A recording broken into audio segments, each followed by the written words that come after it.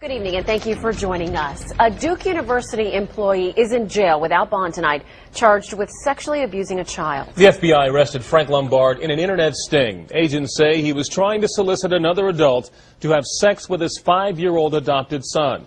WRAL's Adam Owens is following this story from our newsroom. Adam? Gerald, investigators say a confidential source first pointed them to the 42-year-old Duke employee. Authorities say their source met the Durham man online. Investigators say they too soon logged on themselves to talk with their suspect.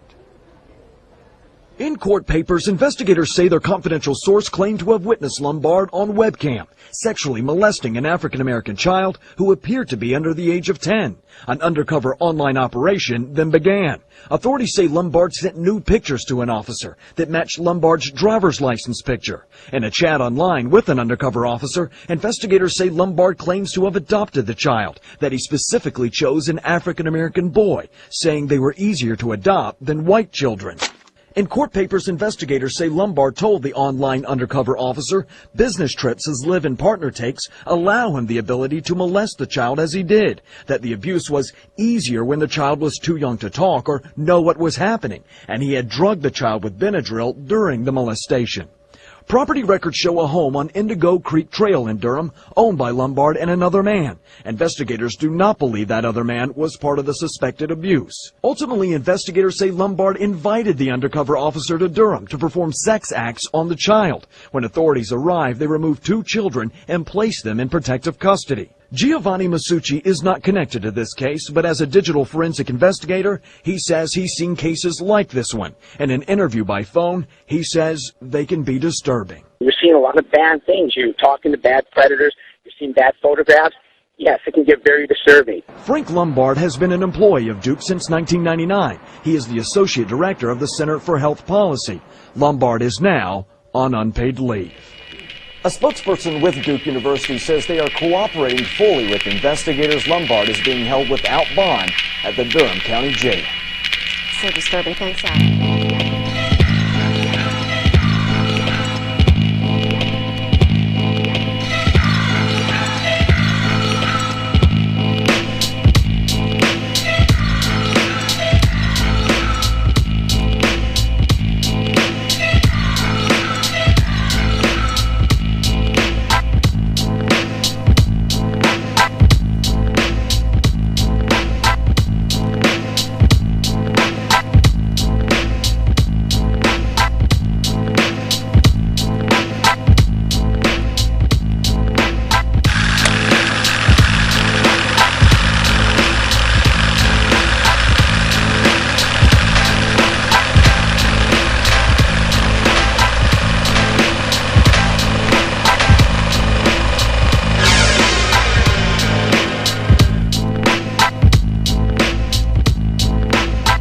There are things that make us different, though we are from that same tree that branched into 2 different directions.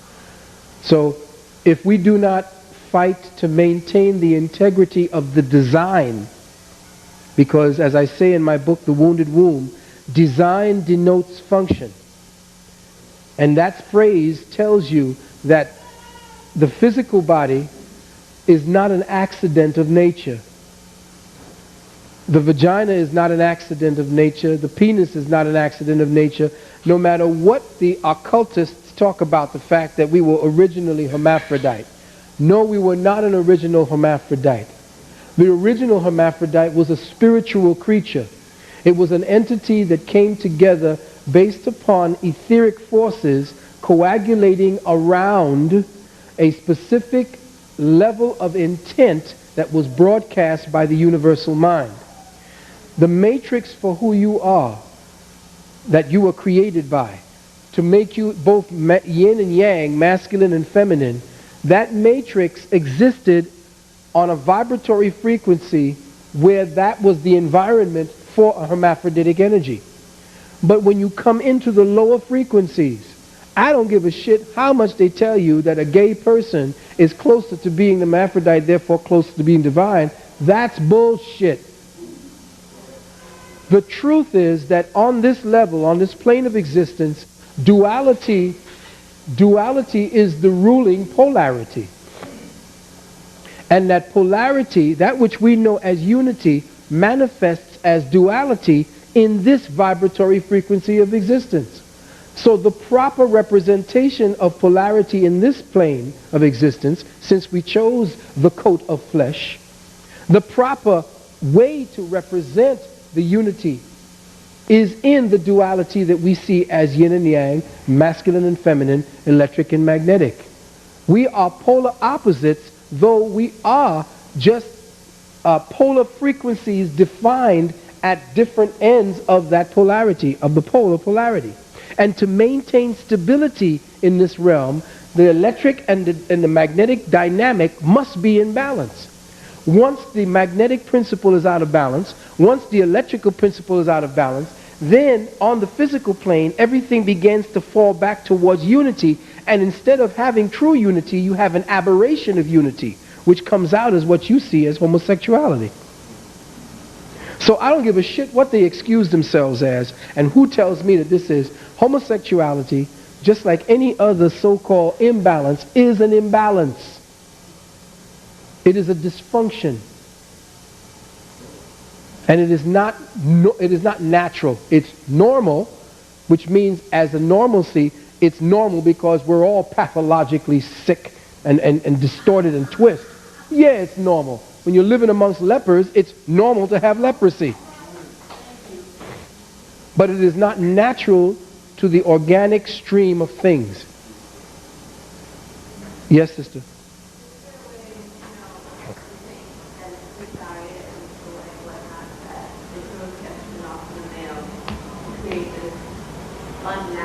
Mm-hmm. Is there a way to get that back? In balance? Yeah, but you see, the society now understands that those who are in power know that the more they have and the less you have, the greater their power. But the more people there are, the more demand on what they have.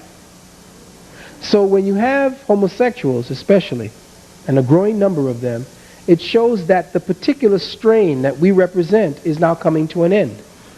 Because nature would never create her own demise. Let me say that again. Nature would never create something that would represent its own end. The homosexual male is not interested in the female, which is the natural attraction for procreation. The homosexual female is not interested in the male, which is the natural proclivity for procreation. If that is gone, that means that that aberration is a signal that within the genus there is a distortion that is creating a demise to that genus.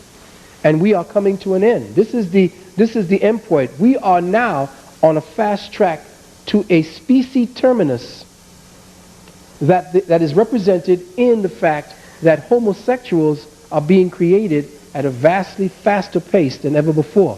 Why? Because heterosexuals create homosexuals. Homosexuals don't create homosexuals. So we have to look at the strain that we are. Heterosexuals create homosexuals. Homosexuals don't create homosexuals. Heterosexual strain is distorted. Something in the genus is perverted. Thus we are creating creatures unlike ourselves, which is the story of the end of days. Yes, brother.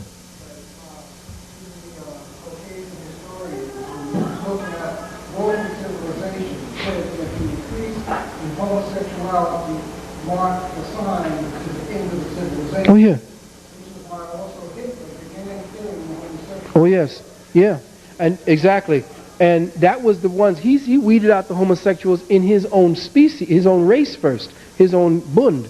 But it's funny you said that because it's excellent because it also speaks about it in the Mahabharata, in the Vedas, in the Chinese, the Japanese book of gods and sovereigns, in all of the ancient books of all of the ancient civilizations. They've always documented the end of their days as parallel to the evidence and growing evidence of two things: the homosexual population growing, and the other thing being that women wanted to do the things that men did. And I'm not saying this as something that, what is it, happened in Kem, it happened in the Dravidian civilizations, and it's all in there, it's in the archives, but you're not taught to read. And here's the other part of it. They have understand what the body is. These things are kept from you so that you become computer analysts and drive beautiful cars. So that you become this and that. You're not becoming any. Sisters, a career don't mean shit, because after a while you got the career, you got the house, you got the car, and then what? Now the frustration sets in. Now you start looking for women's groups, and you start looking for all different things to find yourself. They have systematically fragmented what was supposed to be a continuing and consistent whole, the way African societies, after thousands of years of getting it right, got it right when the Europeans showed up. But because it was so harmonious, it looked like it was dysfunctional to him, because he didn't understand it. His mindset was not there. So you don't read anymore. Yes, sister? So are you saying that women, it's inappropriate for women to work out or to exercise? Or No. No, I didn't say that. Calisthenics, aerobics, and these are military workout regimens. They were created by the military for men to get into shape within 9 months. These particular exercises that you see on the television were set up by men. okay, The education system is set up by men. okay, for lack of a better term, Mm-hmm. I'm saying, is it inappropriate, because I do work out. And ever since I was a child, ever since I was 2 years old, I've been into that. Mm-hmm. But I'm saying, like, what am I supposed to do? I mean, there's societies like the Star Sex, they got something like the blues dance and all that. I don't know that now. Okay, but what, Well, yeah, it's wrong to do male exercises. what's that type of male exercise? Lifting barbells, running 5 and 10 miles a day. It's inappropriate to do any level of strength training. No, listen to me. Your ancestors did strength training by dancing. They did strength training by yoga. Yoga is the most efficient form of strength training because it's infrastructural strengthening, whereas the so-called workout that we're dealing with is for overt or external strength. There is a certain form of strength that, if you notice, the athlete does not live longer than the people who are in the West Indies and in these old folks. Why? Because the athlete lives in a excited state consistently. So anything that you use physiologically is used up much quickly. And the thing about it is, as you begin to break down at a faster level, and you don't put the proper nutrients into your system, don't breathe the proper air, don't eat the proper food, the cells that you are creating are not as whole as the ones that died.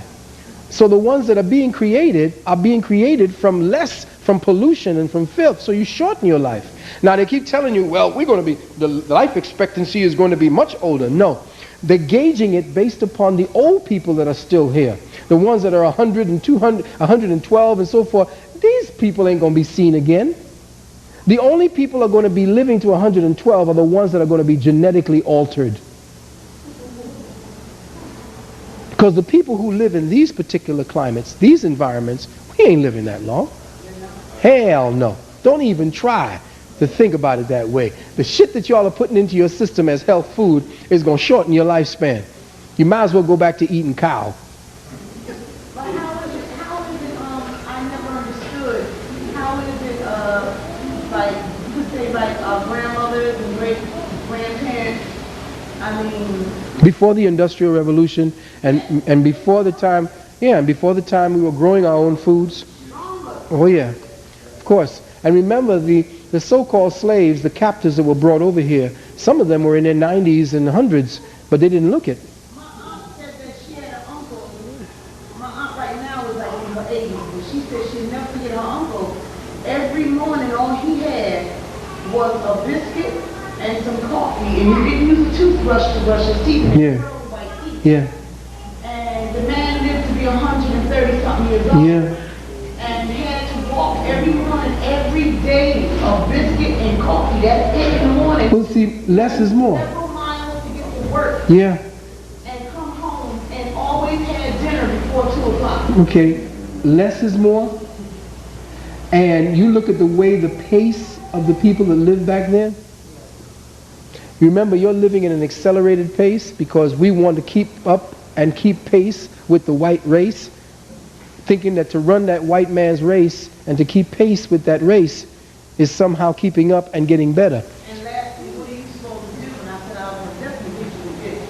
When, okay, somebody who wants to live ideal, somebody who wants to really be in tune with nature, but then when you do something like that, especially if it's on a mass scale or any group of people, they will pounce on you with military might. Yeah. They will do that. Well, we have to be able to, you know, like they put Abraham in the oven and he came out unscathed. Come on, move. They will pounce on you. Move. So they'll be on. Well, again, how is it? Well, of course, but again, do we look at that as the point of reference for our development? Where does the courage stop and the cowardice begin? You know, do we say no, and no matter what they do we continue to keep this germ alive, or do we capitulate? Do we say that we know what is truth, but because we have the threat of this entity coming down on us, do we stop what we're doing? If 20 years ago I was not doing this, or Bobby was not doing this, and we weren't saying the things that we were saying, would we be gathered here today at this particular room? Would I have 150, 200 people gathering in Atlanta? Would that be happening? No. It is there's a time when you got to say, hell no. You know, what is it that we're going to do? Are we going to live like this? No. You got to stand up and you got to do what you have to do, because that is the only way that you are going to amplify that energy that is seeking to be manifest. That you represent that energy to the fullest extent, and if you fall in the process, that energy is already encoded in the Akasha to be picked up by the next strain that will pick up that same standard and move it forward. And that is life. That is what it is. This is what we've chosen to do and to be. We chose the adversary that we wish to fight, and we know who it is that we're dealing with. And very few of us are now waking up to that fact. Some of us wake up maybe 20 years. Some of us takes 20 years to wake up. But when we do wake up, that shit scares the shit out of the adversary. He wants you to stay asleep. That is why he is genetically trying to switch you off. He knows what your genes mean to your consciousness. For instance, the genetic part of your body is not that template that you see.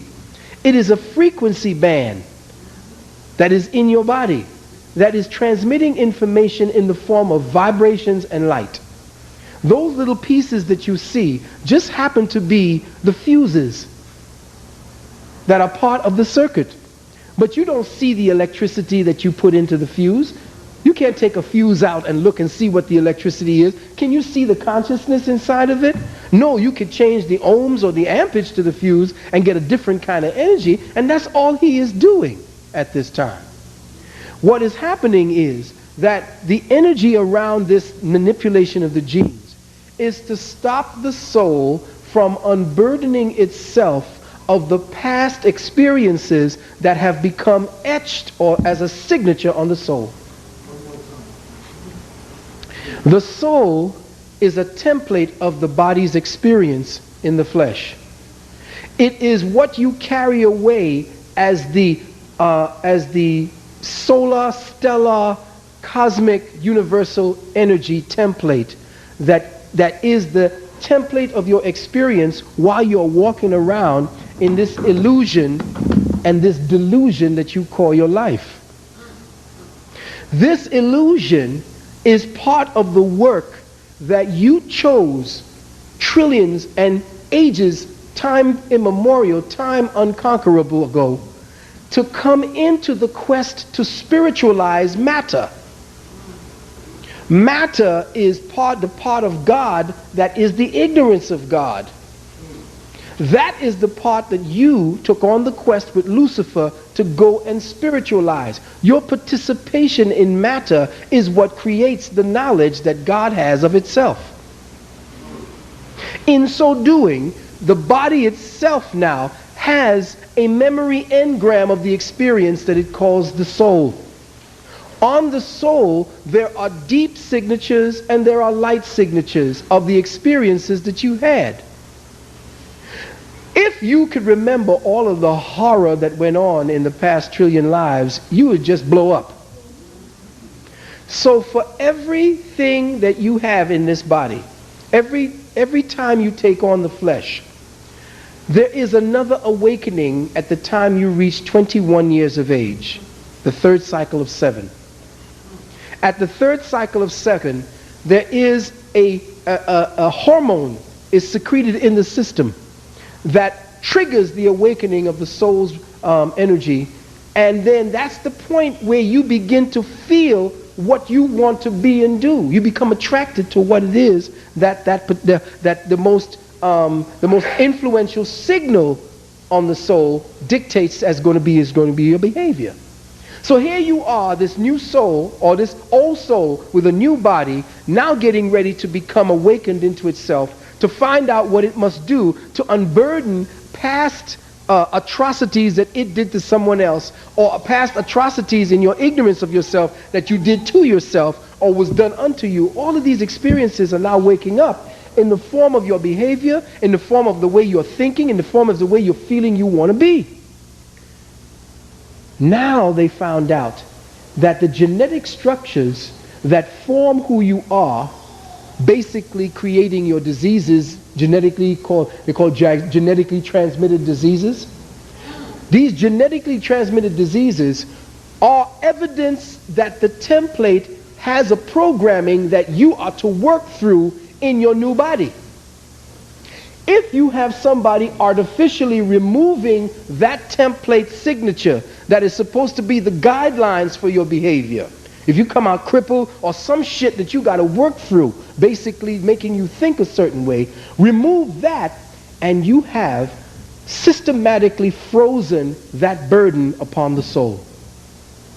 Because now the soul has no way of using the template signatures of the genes to unburden itself. It no longer remembers why it's here. It becomes a robotic functionary for whoever programs the genetic structure. And that is why they want your genetic structure. To trap what the soul must do as it progresses in the physical body, trap it to this reality at this particular level of development, and to use whatever's necessary as slave labor to maintain their particular position. Because those who are in charge, especially the ones who are fucking with us and manipulating us, they can't make the next quantum leap to the next dimension of reality. And because of that, they must manipulate your genetics and interface, crossbreed with you in order to reinforce their own genetics. I heard you talking about homosexuality and the fact that you don't believe that people are born gay. Now, I've known people that would argue that there has been scientific evidence to support that there is a difference in the mentality and the mind state of someone gay, physicality-wise. I would agree that there's something different in the mindset and psychological environment of someone who is homosexual or lesbian. I treat homosexuality and lesbianism as a mental disorder, which is what it has been for all of African history and for all of American history up until 1973. Homosexuality was listed in the Diagnostic and Statistical Manual of Mental Disorders as a mental disease in this country up until 1973, after the Rockefeller World Population Council and Planned Parenthood International. The same Planned Parenthood that is giving black women abortions all across America, okay, is also the same Planned Parenthood that also contributed to the brainstorming and think tanking that went into using homosexuality as a population control strategy in the black community. And in 1972, the Rockefeller World Population Council, with influence, with some coaching by Planned Parenthood International, decided that it would be best if homosexuality would no longer be treated as an abnormal condition, and that it be propagated in the black community as a healthy lifestyle choice. That was in 72. In 1973, at the annual American Psychiatric Association convention, homosexuality was voted out of the DSM as a mental disorder. So homosexuality has only been normal in America for about 37 years. In 1974, Secretary of State Henry Kissinger penned a national security memorandum called NSSM 2000. It was a population control document that looked specifically at strategies to control the black population rate across the world. It specifically named a handful of African countries, including Nigeria, that would be specifically targeted with population reduction, and it also discussed population reduction here in America. And although it did not specifically list homosexuality as a strategy, it talked about healthy sexual practices, it talked about birth control, and it talked about alternative lifestyle modifications that should be introduced into communities across America, specifically the black community, to reduce our population. White supremacy has three evil faces. The first face is light skin supremacy, where it teaches black people to worship color, where it teaches light-skinned people that they're better than dark-skinned people, and where certain dark-skinned people who can also be light-skinned supremacists mistreat their light-skinned brothers and sisters because they assume that they have a superiority complex, when the truth of the matter is they have an inferiority complex. You have religious supremacy, where black people have been taught by white people and Arabs that you are supposed to force your religious beliefs on other people because that's the way they were forced on us in Africa.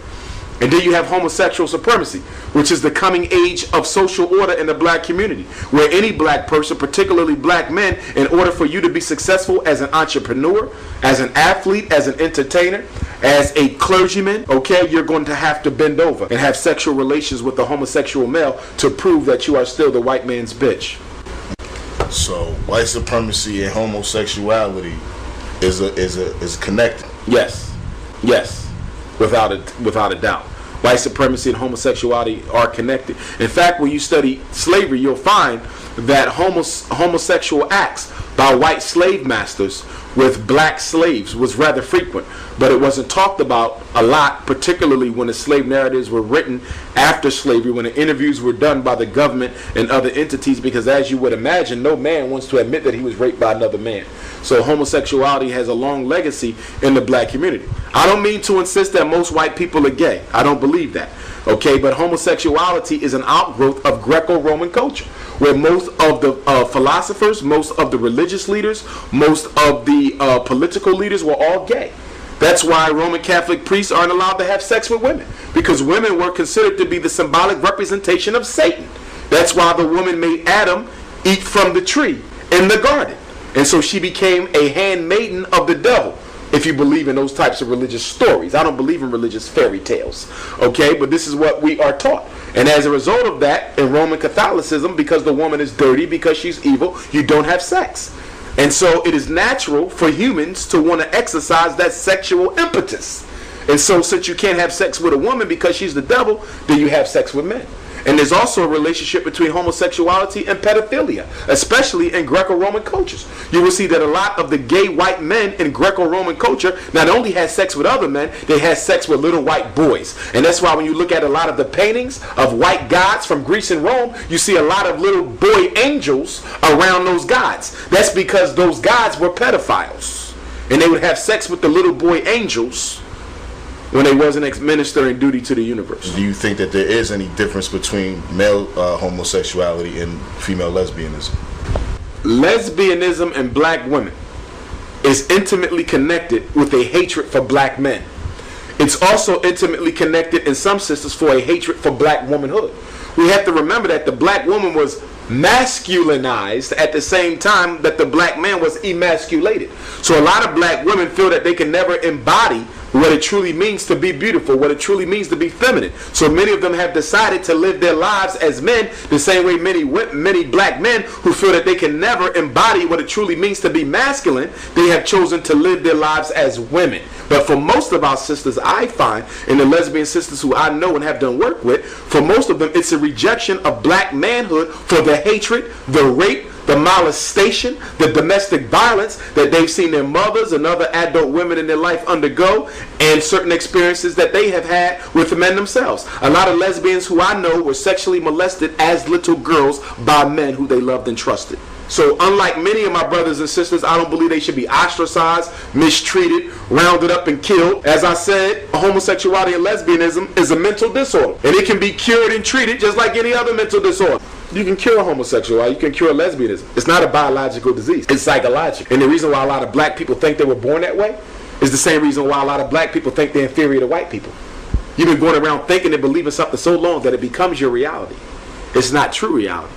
It's your reality. They're not born that way. There's very little proof to substantiate that. Most of the so-called evidence that is out there, because there's no conclusive proof, there's only evidence, is being sponsored by homosexual groups. So it's already biased because it's being put out by people who are trying to advance, their own set of beliefs. The bottom line is this. Forget nature and nurture. The bottom line is this. Is it advantageous for our black women for so many black men to be gay? Period. Only 1 out of every 4 black women gets married. So if you got 1 out of every 4 black men becoming homosexual, how does that help our sisters? How does that help the community? How does that help our children? How in the hell do you prepare for a war with white supremacy when most of your men want to have sex with the white man they're supposed to be fighting? The most recent thing on the in the media that I want to address, the NFL dude, Michael, what is his name? Michael Sam? Is that his name? Michael Sam, yeah. Michael Sam, Griff. I mean, they must have. Now, it's not like this dude is a superstar coming out of college. He's one of the greatest they've seen, and they have a reason for showing him over and over again. No, they keep showing him over and over again because he's gay. In fact, his jersey has become one of the most popular jerseys bought in the stores, along with the dude Jason Collins from the Nets. This dude is a full-time bum, Professor Griff. When I mean bum, I mean bum. Barely made the team. He was on a 7-day contract.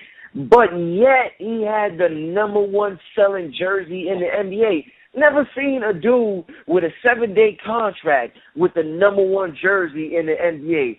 That means that the people of America is sending a message that we support you. What's going on with that, Griff? Why is there so much support for this? As if, this is a civil rights issue or something. I don't know. Just talk to me, Griff. Talk to me. Well, let me just say this. Well, thanks for having us on every single week. And secondly, I think we need to do a disclaimer. I think anything that we say in the context of this conversation dealing with this particular subject matter should not be taken to the point where we're trying to reverse this particular ongoing trend. We do not want people to think that we're now turning around and assaulting gays verbally, all right? That's their lifestyle. If that's the way they choose to live their lifestyle, that is on them. But in these last days and times, however they want to call it, spiritually, religiously, or however, when we prepare the table of accountability, we're calling them to the table. Do you understand what I'm saying? Mm-hmm. And we just want to put that out there. So why, you ask the question, why are people openly supporting this? We have to really look at it. And I want to answer that, but ask the question inside of my answer. Are they really supporting that individual, or are they supporting the whole idea of a particular movement, all right, that they are probably secretly enjoying the benefits of it themselves? That's the question that should be asked. These same people, are they supporting it simply because they have their own hidden agenda? And you said it in the question. You said, is this they're treating it like this is some kind of civil rights movement. You see, they will claim that they were the ones that pushed the civil rights movement because they was at the crux of it. They was at the core of it. They were the ones writing the speeches for Dr. King. They were the ones in the meetings with Jews and other white people to carve out certain things as far as the civil rights movement. If you ask them, they were the ones that pushed and forced certain issues in the civil rights movement. So now, when it comes to talking about civil rights or gay rights, it's easy for them now to stand up and have a platform and to have this whole idea hiding in their psyche that they can compare this to civil rights or the quote-unquote black struggle. I think not. I think not. Plain and simple, because what they can do is they can comb their hair to the flip side. They can wear different clothes and blend in and just become themselves the next morning. We can't do that. You understand what I'm saying? We are wearing this black skin. We own it. This is who and what we are, and this is what they use to judge us. If they're using sexuality and what an individual does in their bedroom, they can easily hide that. The issue is they're forcing this not only on us as a people, they're forcing this down the throat of of young people. And this is the issue that we have. They're very, very aggressive in their approach on pushing these particular issues. Hold on for a second. Well, I always say I drove this point home in my lecture today, and I'm going to drive this point home tonight on this interview with you. The black family is the absolute death and destruction of racism, white supremacy. Therefore, everything in the major institutions of this country, as well as most Western nations, is going to be anti-black family. And that image, which was viewed by millions and millions of people around the world, is one of the most anti-black family statements that has ever been made. And I say that not because the kissing aspect, I mean, that happens every day as far as homosexuals. I'm talking about, I mean, obviously it was staged. Obviously it was planned. They had the cameras there to view it right when it was taking place. There's no larger market as far as showing the prowess and the beautiful talent of black men than football or basketball. This is why Jason Collins in the NBA, as well as his brother in the NFL now, this is why it's so important to bring forward this type of imagery and these type of stories, because it is just one more link in the chain of destroying the fabric that is the black man and the effeminization of the black man. So when you have a strong man and a strong woman and the enlightened child, which is 360 degrees or a full complete circle, we're talking about the black family, that is absolutely contrary to everything that they want the world to believe about our people, that we're savage, that we're ignorant, that we don't love ourselves, that men don't protect our women, that women don't protect our men, that we can't rear our children to be global rulers. This is what we should be striving for. But now we're having conversations and trying to combat this all-out assault on our minds and our spirits and our souls. And let's be clear, I don't have a problem with people in the way that they choose to live their life. The minute that you start to publicize it and it impedes on my right, my individual sovereignty, and then my child, my 10-year-old son, who probably saw that kiss because everybody else saw that kiss, that's when it becomes a problem. I don't know about you, Brother Rich, but something happens to me when I see two men kiss. And I'm just going to leave it at that. And that's not anything to disrespect. Go ahead. I got a question for you in response to something you said in your statement. You said that the black family is the death of white supremacy. My question to that would be, then why, if the black family is the death to white supremacy, why in the 1980s did they push? Now, because now we're dealing with, let's be real here. We're dealing with we're dealing mainly with the entertainment industry, and because that's their main programming machine, the entertainment industry, the television, the radio, the media, the newspapers, the internet. That's why we're in the media right now, the internet, to counter that, to bring people back to their indigenous culture. My question to you would be, if black family is the death of white supremacy and their main vehicle is the media, why in the 1980s did they push the Cosby Show? The Cosby Show some would say was an uplifting show. Now, this was the #1 show in America, blatantly pushed by white America. Black lawyer, black doctor, thriving black family, morals, respect, dignity, none of the stuff we see today. If the black family is the death, there was none of the stuff that we see today in there. There was no baby mama drama. There was no Real Housewives, no fights. If the black family is death, why do they push that for a straight decade to the country? That's an excellent question. Now, let me ask you a question before I fully respond. Did the image of the Cosbys, was it more profound and more powerful than the image of the Obama? Depends on who you ask. I'm asking you. No. Okay, I agree. With that said, in the 1980s, crack cocaine hit the black community. Gary Webb, in his book, Dark Alliance, was clear that they intentionally flooded the black communities with crack cocaine with the intention of destroying our communities. It was systematic and it was intentional. At the same time, in black neighborhoods all across the country, semi-automatic weapons popped up in the hands of gang members. At the same time, we had movies like Colors, which promoted gang violence, that were put out. This was an attempt and a facade to make it look like they were trying to put out positive imagery. So they always have to balance it out. Just like now you have Barack Obama in the highest office of the land, but how many slave movies have they released since he's been in office? Right. This is how the scientist mind of the devil works. They have to make you think that they have your best interest at hand. That's a part of the plan to lull you to sleep. But they're always going to balance the positive and the negative with the counterpart to keep people asleep, so that we have detractors that come along and say, well, how can you talk about racism, white supremacy when Barack Obama's in the office?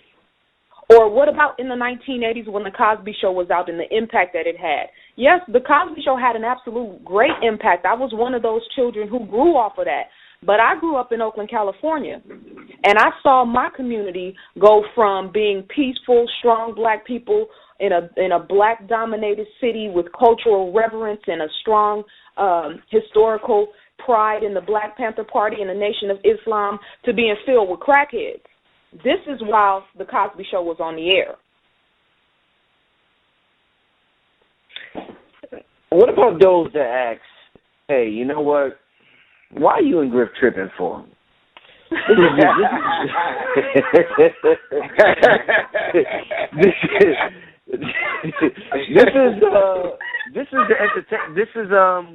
is entertainment. They're just acting. It's up to the parents to raise the kids. It's not up to Marlon Wayans or Martin Lawrence or what's the new guy, Kevin Hart, to raise your kids and to be role models to them. It's up to Zaza to be a role model to her children and Professor Griff to be a role model to his children. I think when they look at it like we're tripping, I think they've been disillusioned. I think they have bought into the trick bag of a brand new redefined devil, and he has a bag of tricks, man, unseen and unheard of in the annals of history. And this is really shocking to most people, because most people, especially the people that may hear this, have never lived during a time where a black man and a real black woman have stood up in the face of, and not just trying to go along just to get along with people because we want to just kind of blend in and mesh in and make our little chump change here and there and not take up any issues. There's a lot of people skating like that, man, and faking the funk. And you know who they are, and I don't have to mention their names. They become the poster boys. They become the go-to people that racism, white supremacy calls on. And as I often say, and I'm going to say it over and over and over again, these people that I don't have to mention their names, you know who they are. They're not trying to destroy racism, white supremacy. They're trying to find a comfortable place in it. So Baruti says in his book, The Sex Imperative, he says we must look at the psychopathology of everyday life, and we must recognize we cannot have it both ways. We cannot talk about the people who have enslaved us, who discriminate against us, who insult us, beat us, whip us, talk about us, and do all manner of things against us, and then turn around and use them as models of normality. And yet these people are held up as normal and are used as the standard against which we should measure ourselves as a people. And we use these people as models for us to determine the way we wish our children to behave. Now this is sad, because if we continue to use the language of racism, white supremacy, and have these people's behavior, we measure our behavior against what these people have demonstrated since the time they've invaded, then this is sad. So then when we go to measure ourselves, and the bar is only raised to the degree where the best we could do, because we were the first, remember? We had a long list of being the first. We was the first one to do this. We was the first one to do that. Now, let's look at it. Barack Obama, the first African-American president to sit in the highest office in the land, but yet Barack Obama is the first gay president. Ask Newsweek magazine. Barack Obama is now the drone warrior. He's killed more people, more Muslims in foreign lands than any other president using drones, land and air drones. So we're talking about the first one to discover this and the first one to invent that. And the first one, it was a proud thing to say that back in the day. Now Negroes, like Malcolm said, Negroes are proud. I'm the only one on my job, or I'm the only one out here in this neighborhood. That's not a good thing to say. I'm the first openly gay NFL player to be drafted into the NFL. He says when he got the news by phone, Sam kissed his boyfriend, and it was aired on television. Reactions were mixed and vocal, with some calling the kiss historic and positive, and others condemning it as inappropriate for children to see. Now, this is very critical. So it wasn't an overwhelming support. I think a lot of times when they control the media, all right, they orchestrate this, as Zaza said, they orchestrated that kiss, that moment, to be filmed. And then you show him breaking down in tears and crying. What'd you say? He was number 249 out of 256? He barely made it. Should I have kissed somebody too? That kiss wasn't probably this is my boyfriend. He was shocked that his ass made it. I think his ass just turned to the first person. Gave him a kiss in shock. But anyway, hold on for a second. To that question, I would say, to the people who say, why are we tripping? That's, those people need to check themselves. You're operating. I mean, Zaza, is it up to you to raise your kids? Are you the first? I'm about to go into that. Okay. These are that's that European individualistic mindset that we have to get out of. One of if you don't know any African proverbs, you know that it takes a village to raise a community, right?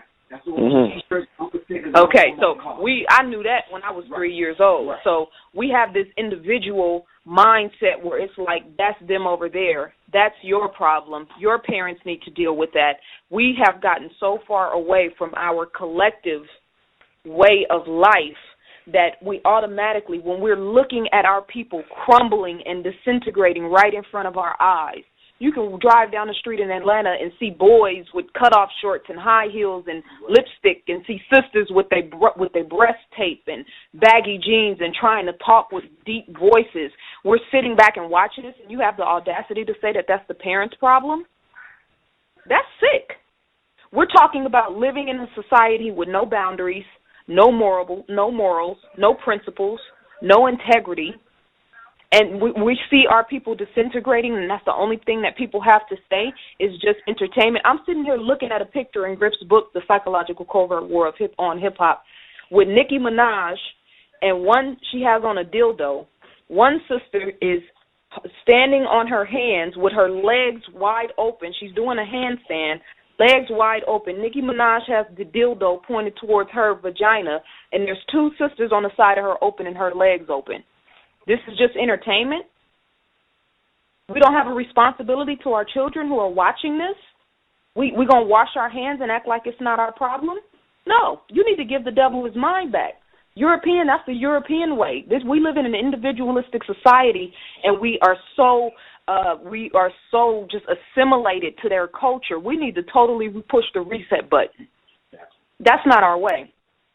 It's kind of funny how the media portrays things. They really pushing hard for this gay thing, and it's so wicked how they manipulate things, can't even disagree without them making it a hate thing. I say it's wrong and you holler hate instantly, but they say we the ones who don't tolerate differences. It's a whole lot of things I could say really, but see, your hypocrisy is something I could paint vividly. Saying it's the way you was born, and I'm sure that you lust like I do, just in a different form, but I'm married, so if I give in to mine, I'm a cheater.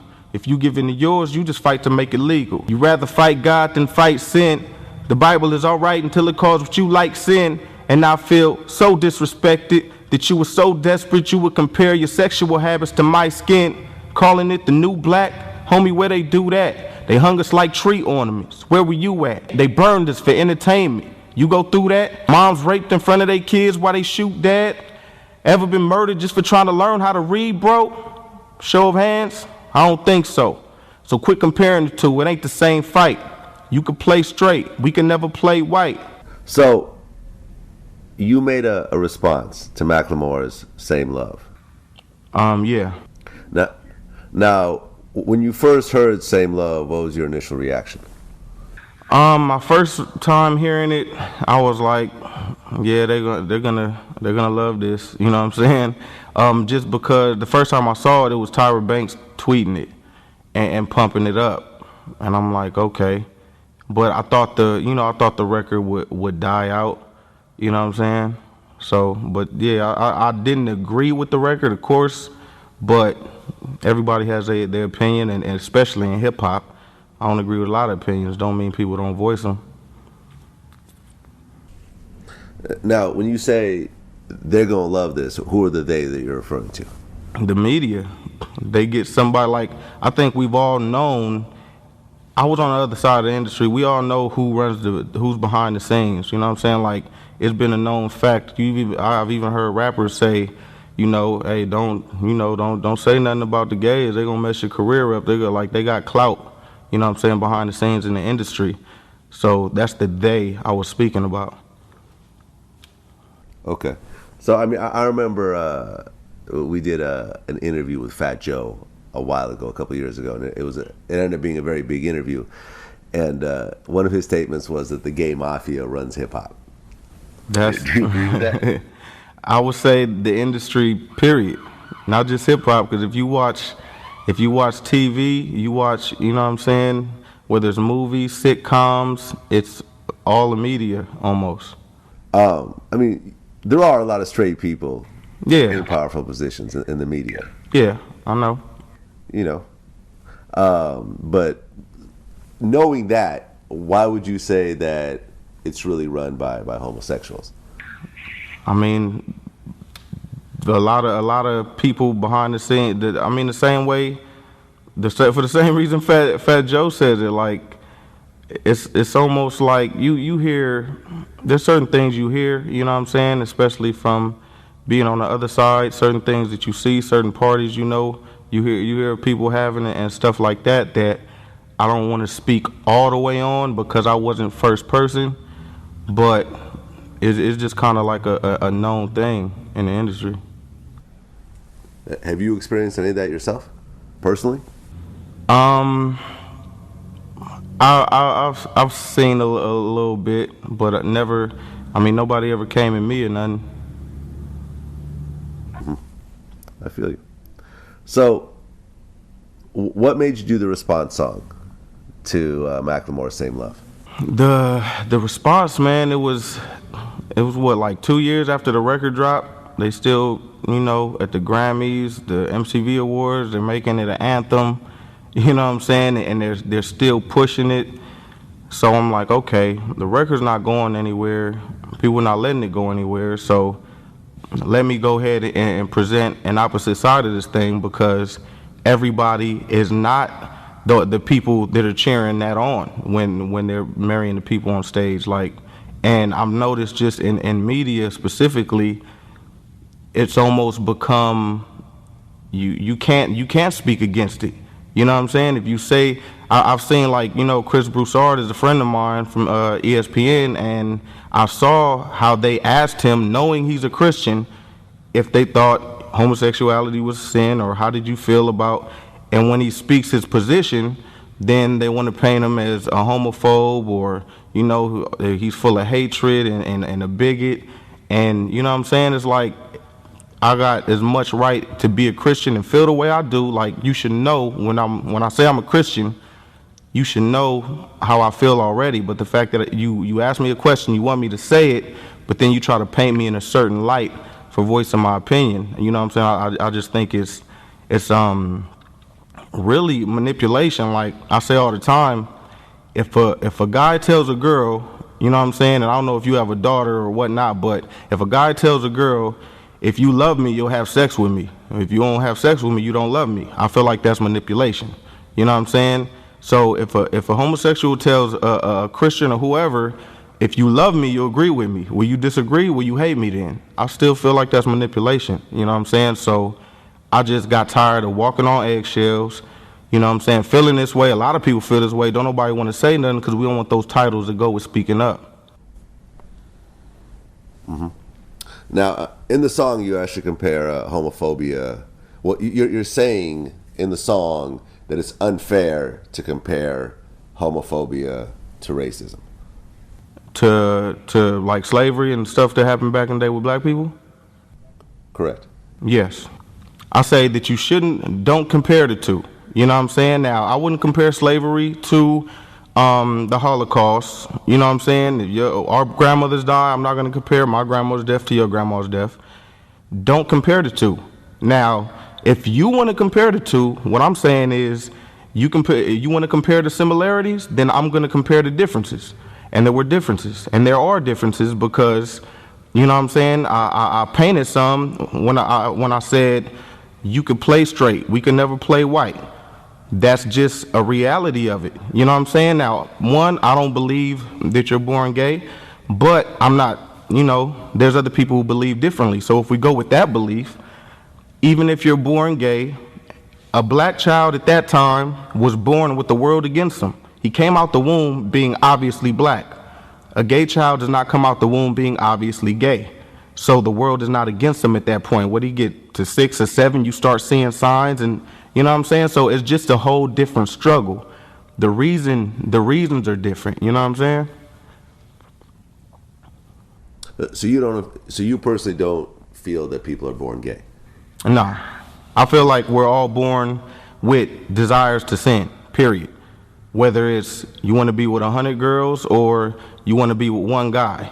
You know what I'm saying? Or you just, everybody has different, I guess, the tree in the middle of the garden for Adam and Eve. Everybody has that one thing that they're not supposed to touch that they want to touch so bad. I think for a gay person, it's homosexual desires. For straight people, it's a whole lot of different things. Brother Rich, when we talk about, in all seriousness, when we talk about tripping, I think that's accurate. We're supposed to have this kind of mindset. We're supposed to have this kind of response. If we're in our black African mindset, right mindset, right, we're supposed to act this way. You understand? What mindset, Zaza just said it, what mindset do you have to go along with it and everything's all right when you see two men kissing? We have divine laws that's operating in nature that won't allow this to happen. And we need to study them, become familiar with them, and respect them. I mean, there's no two things naturally in nature can get together like that. and continue on. Absolutely nothing. The law of polarity won't allow it. The law of duality won't allow it. The law of gender won't allow it. It won't allow it. Plain and simple. What do you think about the term homophobic, Griff? If when people say Griff is a homophobe for saying the things that he says about gays? Well, I think Zaza can break that down a lot better than I can. If we just really take our time and take out the dictionary, I'm going to sound like your fourth grade teacher. Take out your dictionary class. Let's put on our thinking caps. Let's go into the bastard language called English, and let's break the words down. Homo means what, Zaza? Man. Phobia, fear of. Right? Fear of man. Impossible. I don't fear men. You understand? Obviously, they do. You following me? Right. So we need to understand this particular dynamic. And then, on the other hand, we need to understand that this is their natural way of life. I don't fear. I don't have that fear. As a matter of fact, I think me and Zaza can go so far as to say we don't fear the Creator in the way that people religiously think that we should. We have respect, admiration, we honor, we're in sync with the Creator.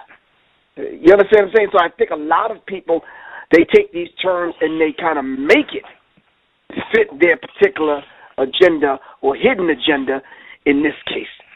All right, but on the surface, when you look at the words for what they really truly mean, all right, I can never be homophobic because that simply means fear of man. Now, in the 200 to 1,000 different languages that are there on the continent, you cannot find a word that fits this particular behavior because it didn't happen on the continent.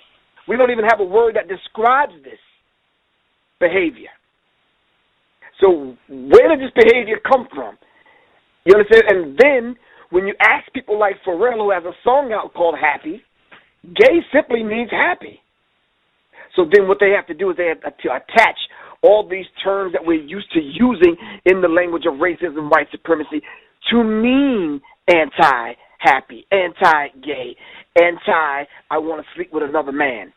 So the language of racism, white supremacy can secure them in their foolishness, in their madness, in their freakish behavior. But if you really, truly look at it, and I'm just testing the water right now, maybe Zaza can go deeper into this, you can't even find a word in the English language that fits that particular lifestyle, except, yeah.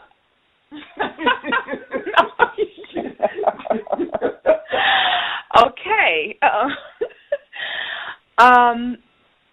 In Latin, the term homo means man, and of course we know that all of the European languages derive from Latin. In Greek, the term homo means same. Greek language derived from Latin. With that being said, whether you address it the way that Griff just broke it down, as far as being afraid of men, or whether you address it as being afraid of homosexuals, if you're calling a person homophobic, that means technically, with the correct usage of the term, that you fear homosexuals, and that just is so contrary and far from the truth. We're talking about looking at 50 years to 100 years down the line. What is to be said of this society? What will be will the NFL in 20 years be, half homosexual, half straight, whatever that, what are we looking at? See, this is another problem. We're so focused on now. We live in this age of technology where we can't even see past, this Friday when we go to the club and get drunk and smoke a blunt. We don't think about 50 years, 100 years, 200 years down the line, what type of societies and civilizations we're going to be producing. And now this term homophobic, it's like now I put a post up on Facebook addressing a book that had two teddy bears that were being married. I didn't, give an opinion about it one way or another. I just said I saw a book with two homosexuals in it, and it was in the school, and I thought that it was inappropriate. Oh, you're homophobic. Why am I homophobic? Because I'm addressing the fact that there's books in the school. It's like anything that you say now that has any sort of intelligent or inquisitive dialogue as far as this conversation is concerned, people want to slap that on you, and then people start apologizing. No, I didn't mean it like that, or this is what I really meant. That's because there's a lot of scared, especially in our community, a lot of scared brothers and sisters who don't want to go against the status quo. It's taboo now to talk about this subject. But when you go into black communities and you see the impact that these entertainers and these athletes and these celebrities are having on the minds of our children, not just let's be honest, it's not just the entertainment industry. If we're going to talk about this subject, we've got to talk about molestation. We've got to talk about pedophilia. We've got to talk about black men being absent in the household. We've got to talk about angry, bitter, overzealous black mothers that are raising sons. There are a lot of different things that play into this equation. This is sociology and psychology, a lot of different dynamics to this. But the disrespectful thing that falls on all of our shoulders is that we're not having serious, continuous conversation about this epidemic, because it's an absolute epidemic. And it's sad that, we've got to see an NFL player kiss another man in order for us to really, really start talking about this subject. Are we looking at the high schools and the condition of our boys and girls? Are we looking at the prison industrial complex? Are we looking at the impact that has on black men being in solitary confinement? I'm going to read you something from Mwali Mubarudi, his book, Homosexuality and the Effeminization of African Males, and I implore all of the serious brothers and sisters to get this book. You can go to Akoben, AKOBEN, Institute.com and purchase this book because it's a study that all of us need to get into. But it says prisons, monasteries, and nunneries, work camps, military stations, and other long-term single-sex situations are unnatural human environments. Heterosexual sex is a natural function for adult men and women. It is a biological drive. Yet long-term single-sex environments are rife in European society historically. Unnatural environments promote unnatural thought and behavior. Prisons, therefore, naturally breed unnatural sexual behavior. Now, Brother Rich, how many black men are currently incarcerated in the American Penal Institution, do you know? No, I don't. It's over 1 million. So when we look at this, that's just the 1 million that are incarcerated. That's not even talking about the brothers who've been paroled, who are on probation, in the juvenile system, all these different aspects that go with the prison industrial complex.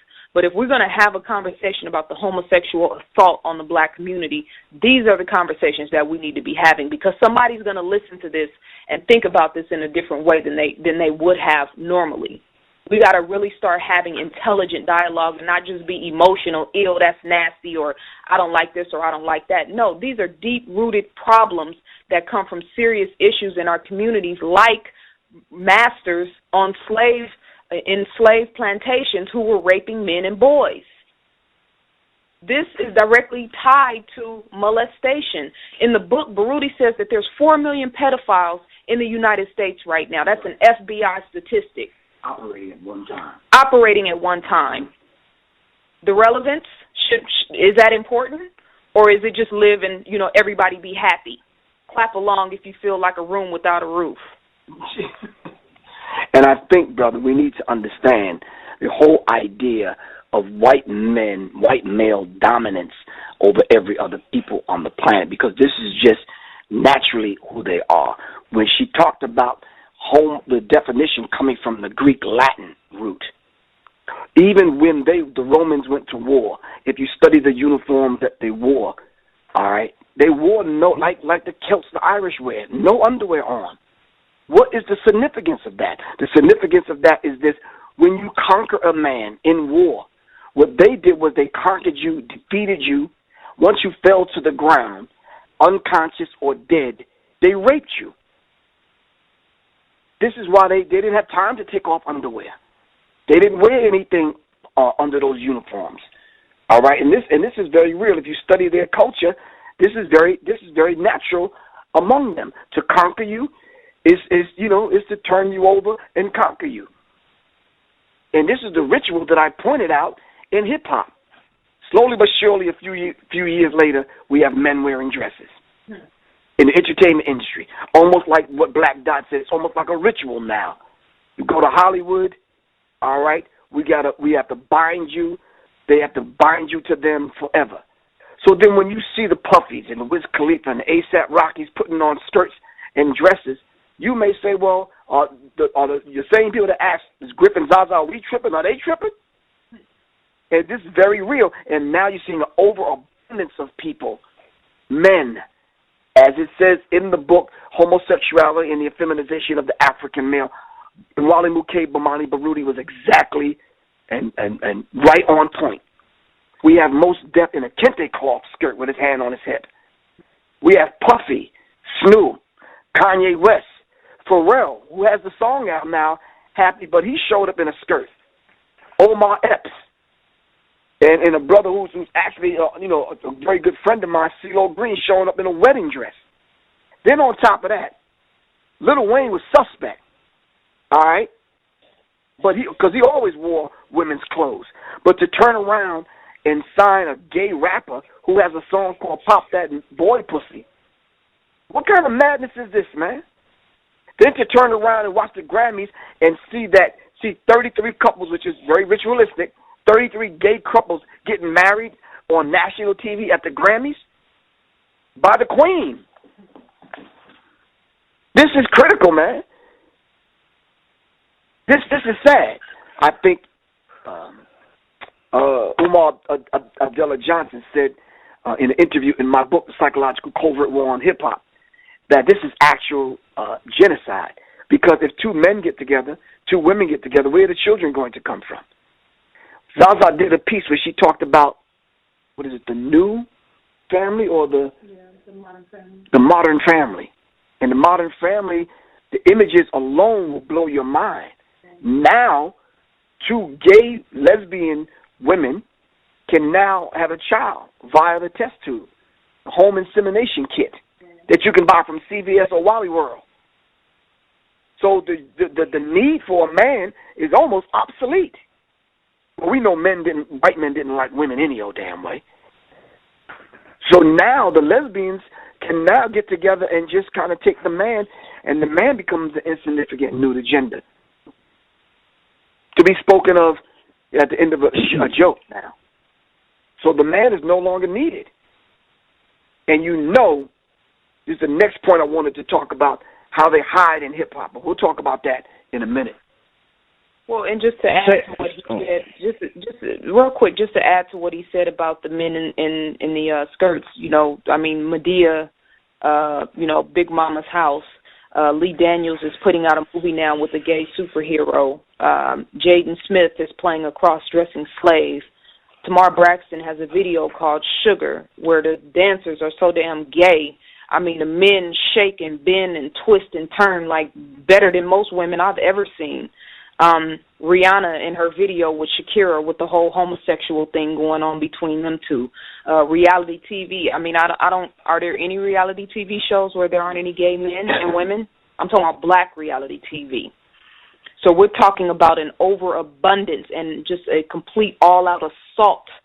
Even if you don't want, you should have a right, your own sovereign right, to not have to deal with that. Even if you don't watch TV, even if you don't listen to the radio, it's still going to impact you. There's no way to get around it. So now we have to come up with teaching methods for our children to even be able to deal with this. For our children, hell, the grown-ups. You can't imagine, Brother Rich, how many places we've gone, radio shows that we've done. Our people bring this subject up constantly. We even got to the point where it was like, okay, let's kind of, we don't want to beat a dead horse. Let's make sure that we don't speak about that topic too much to make it seem like we're just anti. Our people bring this up all the time.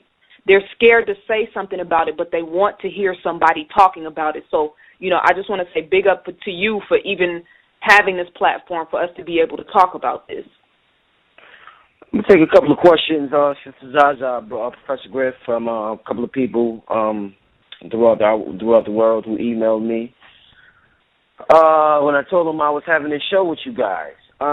This question is specifically to Sister Zaza Ali. And the reason why I asked this question is because now it came from, I get questions, and if I get multiples of the same question, then I say, hey, maybe I should ask this question because more than one person wanted me to ask so-and-so this question. Now, a couple of brothers in the email and even a brother on the street that I talked to wants to know, why does it seem as though black females love to have a gay male friend around them? They say that in their community, they may have a problem with the homos. They may outcast them to the outskirts of the community, like, motherfucker, don't come over here. But then when that black woman come through, don't you say a word to him. He's with me. Da-da-da-da-da. It's like the way they say it to me is like the black woman is the protector of these gay males and give them the right to parade around the hood. Right. What's your answer to that? That's something that I'm dealing with my book, and it's something that I talk about all the time. I'm going to tell you straight up. That is, first of all, a gay black man is no competition to a black woman. He's interested in something that I'm not interested in. The men that are interested in me are not going to be interested in him, and vice versa. Number two, it's the same sick, savage mentality that a lot of black women have when another woman walks into the room, another beautiful woman walks into the room, and they immediately start looking for flaws, sizing other women up, being catty. It's insecurity. So it's like, you know, how people say you want to be the big fish in a little pond.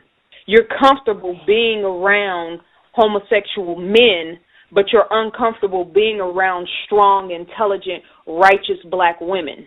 And most of those women who are like that with those type of men have an issue with women. I think that leans more towards women who have issues with women than women who love homosexual men.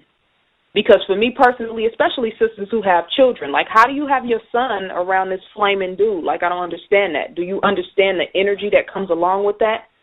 I think that black women have completely lost our way when it comes to the status that we are supposed to have just as far as being on this planet. We're supposed to be queens and goddesses and walking around and carrying ourselves in a certain type of way.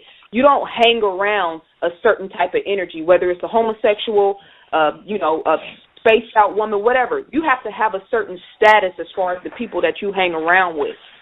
So when you lower your standards and you can hang around somebody who is just flaming, extremely dramatic, loud, obnoxious, going way far to the left, trying to be a woman when you're the farthest thing from it, that speaks volumes about these sisters and how they really see themselves. They're not comfortable with strong women, so they try to hang around something that is as far from what a strong woman is supposed to be as they possibly can.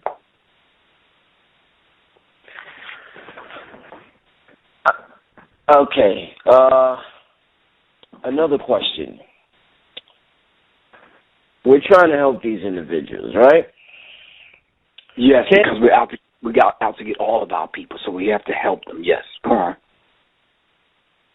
Is there a way to reform these individuals? Can they be reformed? Or once you're gay, you're always gay? No. They can be reformed. I know in the lessons we are asked, can a devil fool a Muslim? And the question is no, not nowadays. But we have to understand that these are behavior patterns. These are learned behavior patterns. Those that buy into the lie that I was born this way have never produced the gay gene for us to see it yet. Where is this gay gene? So this is learned behavior. And if you learn the behavior, then you can unlearn a behavior. So, of course, they can be redeemed. They can be brought back. You understand what I'm saying? And right. I'm not going to keep saying that, that something happened to me. My boyfriend broke up with me, so I don't like men anymore. So I fall down and lay down with a woman. And then my question, Rich, to the same people that's asking these questions is, when you see a gay lesbian woman or just a gay woman, why is she trying so hard to be a man? I don't understand the psyche behind that, the psychology behind that. If you dislike men, why are you trying to be like a man? Crazy, right? And look like one. So I don't. Okay, have the people that's asking these questions answer that. And then it's the only reason that women are laying down with other women because they say that women understand one another.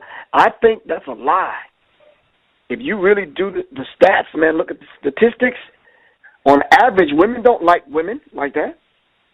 You understand what I'm saying? And then on top of that, understanding a woman, I don't know about that, man. If you really do the statistics and look into it, they have the same issues as heterosexual couples. Probably deeper now because the gender lines have been blurred. All right, this is part 2 to that question. Hold on for a second. Hold on. Right. Let me answer that real quick, Brother Rich. I think that, first of all, I don't want to forget this. We have to not forget in this conversation, there's a whole down low, homosexual category, if you will. I watched a video of a 20-some-odd-year-old sister who bragged about turning girls out in high school. And there was a big story a few years back about some young sisters, lesbian sisters, who were molesting young females and turning them out. It was either Philly or New Jersey. This was some years back. So, there's issues within the homosexual community that need to be addressed, and they need to address it. That's number one. Number two, can they be reformed? We can't even talk about reformation unless we deal with the genetically modified society that we deal with. That's one part of that answer. There was a brother named Tyrone Haynes who did a study for the University of California, Berkeley, who said that atrazine, which is a herbicide and a pesticide, is turning frogs, male frogs, into female frogs. That is changing their anatomy, and that it was making the male frogs, start to have homosexual behavior. It was also affecting the female frog and its production of eggs. And anybody that's been studying this dilemma will tell you that there's a lot of different animals within the animal kingdom who are having the same issue. So we're talking about over 50% of the population being doped up on prescription drugs, using the bathroom, and all of those pests, all of those toxins going out into the water and eventually ending up in the water that we all drink, that we all consume. We're talking about the BPA in the plastics. We're talking about genetically modified food. We're talking about chemtrails. All right, so we can't even really talk about reformation until you deal with your diet. So those brothers and sisters that are having these issues, that want to live a righteous life and try to be centered and get back to Ma'at, which is our way, need to study brothers and sisters like Layla Africa, Dr. Sebi, Dr. Joy DeGroot, Francis Cress Welsing. They need to go back and study our scholars who've already done the research on this. Go back and study Brother Baruti. But I would also say, who's done the statistics on how many homosexuals have actually been molested? How are we going to get to the root cause of the issue if we don't address molestation and pedophilia in our community? Sister called into our show when we were on Minds Matter, and she said she was a born-again Christian. She used to be a lesbian, but she changed her life. She said she would always ask the sisters when she would get involved with them, why are you a lesbian? Why are you doing this? Why did you decide this way? And they would always talk about the men who had hurt them in their lives. So we're talking about a social, emotional, and mental problem that if we don't really go to the root of it and deal with it, we can't reform. It's like commonplace in American society for people to be like, oh, yeah, I experimented when I was in college. I had a girlfriend. Women say, I had a girlfriend when I was in college. It was just a fling. It was nothing. Then I ended up getting married later on in life. What? How do you know what I'm saying? How do you just cross that line and then just come back and be like, oh, that was just a fling? No. So we live in a society where it's prevalent now, where it's so accepted that it's turning people towards a lifestyle that they may not even normally even go into. So, but yes, to answer your question, they can be reformed. Anything that's melanated, which is what our people are, can absolutely be recharged, reformed, resurrected, but we have to go to the science of it and deal with the reality of what it is, and not just be emotional like we are when we talk about this conversation. The white sex assault on our people. We're talking about the promotion of pedophilia and homosexuality as a tool and weapon of destruction of white supremacy and the destruction of black family and black nation and ultimately our race. And having dialogues previously, we know that we had made some errors in judgment because there is a white sex assault out here, and we're not 100% certain each time we identify the individuals who are participating in it, and we made a mistake. We were able to talk about this, and in the discussion, you were informing us of the fact that you've been fighting this white sex assault for decades, and you could really help us understand some of the history of this assault, in particular your interactions with fighting and resisting the homosexual and pedophile push in our community. Right. You know, when I first met you, it was because we had this little incident. I go, who are these crazy brothers? But then I found out that one of my closest friends was your spiritual father. So I didn't call you, I called him. And he said, no, I know this young brother, and here's what they're trying to do. So I said, okay, tell the brother to call me. And when I didn't get your phone call, that's when I came out to visit you at the street festival. And I saw me. I saw me 40 years ago. You know, a lot of people don't understand when you're in the struggle, you kind of like isolated from a lot of folks, and a lot of time your own people don't understand what you're trying to do, even though you're trying to do it for them. And in doing so, you do make errors. I made a lot of errors, a lot more than you probably make in trying to struggle to get this thing done. So I'm just refreshed and honored to know that if I die today, this struggle hasn't missed a step, because you and others like you, brothers and sisters, have picked up the mantle. Just like our generation picked it up from the generation before, you've picked it up for our generation. You know, people are saying that it's not going to happen, it's not happening, but I want to tell the world it is happening. That the young brothers and sisters, African Americans, African Caribbean, is not missing a step in the struggle. Matter of fact, I think your generation is the best generation we ever produce. You know, the best generation we ever produce. And you've learned how to use this technology in a way that my generation never had an opportunity to use technology to communicate to our people the kinds of information they need to know. And so when we talk about genetic annihilation, because that's what we're talking about here, we're talking about genetic annihilation. We're talking about genocide. We have a history of over 2,000, it's really nearly 3,000 years of a war of genocide being fought against us African peoples, starting on the continent, in the Mediterranean basin, in Northeast Africa, which we call Kemet, Egypt, and now it's seeing its most full-blown expression in the Western Hemisphere, particularly in the United States of America. And one of the greatest weapons, I think, that's having the greatest success is the weapon they're using now of homosexuality, pedophilia, and what they're calling sexual abuse. You know, and so we need to, I don't call it sexual abuse, it's perverted abuse, because a human rectum is a place for solid waste disposal. It is not a vagina. Sex to me is when a male organ and a female organ come together. It is sex because it can recreate life. There's no way you can recreate life putting a penis in a rectum, okay? And so I don't even call what they're doing sex. And so people talking about the same sex, that's silliness. That's a sickness. You're talking about an inferior being, because we can follow this thing back to Greek and Rome, and we can look at the whole concept of the athletic lifestyle the Greeks were living, where in those stadiums and those gyms, it was just the men and the boys were little children being molested by these men. And that's who they made their lifelong partners with.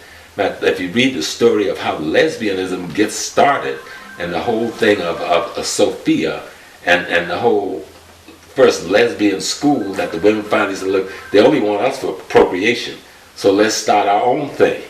You know, there's a whole story about Sappho. It's called the Study Sappho, and really understand this, that the culture of homosexuality is fundamentally the European culture. the Catholic Church, which is one of the centerpiece of this culture, you got a whole institution worldwide where men and women are not supposed to get married. And yet, you've got centuries of molestation of young boys by the priest and the priestess, the highest spiritual element in the community. They have created a world of homosexuals just out of the base of the church. And then when you come to the group that we call the white Jewish community, we'll make it clear because they're black Hebrew Israelite brothers and sisters who are not the same as the white Jewish community. We want to make that clear to our people to understand. Well, sometimes they may call our brothers and sisters black Jews, but that's not an appropriate title for them. They're Hebrew Israelites, and they go back to the history of the Middle East that we talk about. These people we call white Jews, these are the Ashkenazis and the Hasidims and the Sephardics who come from Eastern Europe, who was a part of the Khazars, which was a war community in Eastern Europe, that made a decision at the time that Islam and Christianity was at war with each other. He was looking for a way, having made money being mercenaries for both of these sides, how he can organize his people in a structured way. He didn't want to go with Islam because they were at war with the Christians. Didn't want to go with the Christians because they were at war with Islam. So he chose Judaism. And so the Khazars, he converted a whole nation to identify and study and accept what is now being called Judaism, but was really the way of life of the Hebrew Israelite African peoples. And so these are the same European homosexuals that made up the Greek and Roman culture.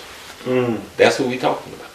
So the Khazars, similar to the white so-called Jews in America who run it today, they're the same people. They're the same people. Okay. They're the same people. These are the people who have gone back to Israel and claim it. They have no claim to Israel whatsoever. Okay. And so these people, Sister Ella had told me, Sister Ella being the sister of Malcolm X, and I thought Sister was like making kind of a joke there.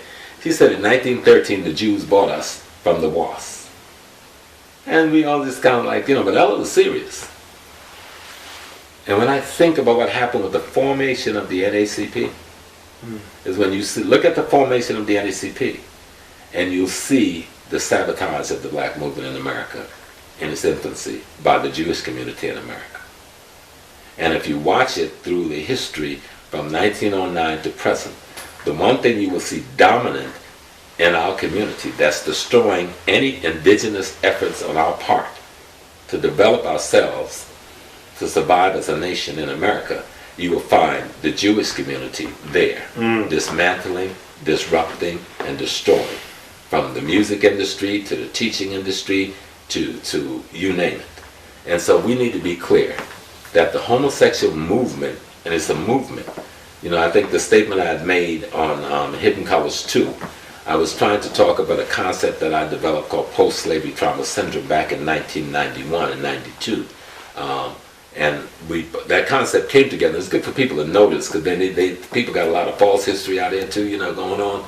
In 1989 and 90, and it really came from when I got married. I got married in 1970, I think, 71. Making that one right now. 1971 in the bedroom of Malcolm X, Sister Ella. And I remember right after the wedding, the brother who buried Malcolm, Hisham Jabba, he performed it. Brother Stock was there, my security, my mom, and my wife, and one of Brother Gresham. And she asked all of them to leave the room, and then she called me back in and she says, I want you to do two things. I said, what? She said, one, don't make your wife a whore, and two, don't let nobody ever know how much you love her. And I'm going, I want everybody to know how much I love her. I understand the piece, but don't make your wife a whore thing. But I didn't get the other piece. And then as I'm studying, I'm working, I began to work at Black Studies and teach at Black Studies. I actually I'm one of the main founders of the Black Studies Department at City College of New York, which was one of the largest Black Studies department in the country and one of the most advanced in all of its Africanity, led by Dr. Leonard Jeffries. And so I began to look at the slavery thing and began to understand that we couldn't say we love each other because they would rip us apart as a family. So we had to defer our showing of affection and love. Then I said, you know what, we're doing that today out of habit of having done it for all of the centuries. So you see a black man and woman, they don't show each other true affection and true love in the open. They may do it behind closed doors. And I said, let's go back to slavery. But then an incident happened in my family and with a friend from high school. Let me go back to those two incidents that made me start looking at the homosexual issue. I had a little cousin named Harold who got out of high school maybe 4 years after me. And he went to college at a place called Rice College, upstate South Carolina. And so Harold left home a healthy young black man. He would come back to New York to live. My mother's house was the place that everybody from home came to get their start, get a job or get in school or something. But you came to Nink's house, get on your feet, then you go find your own place.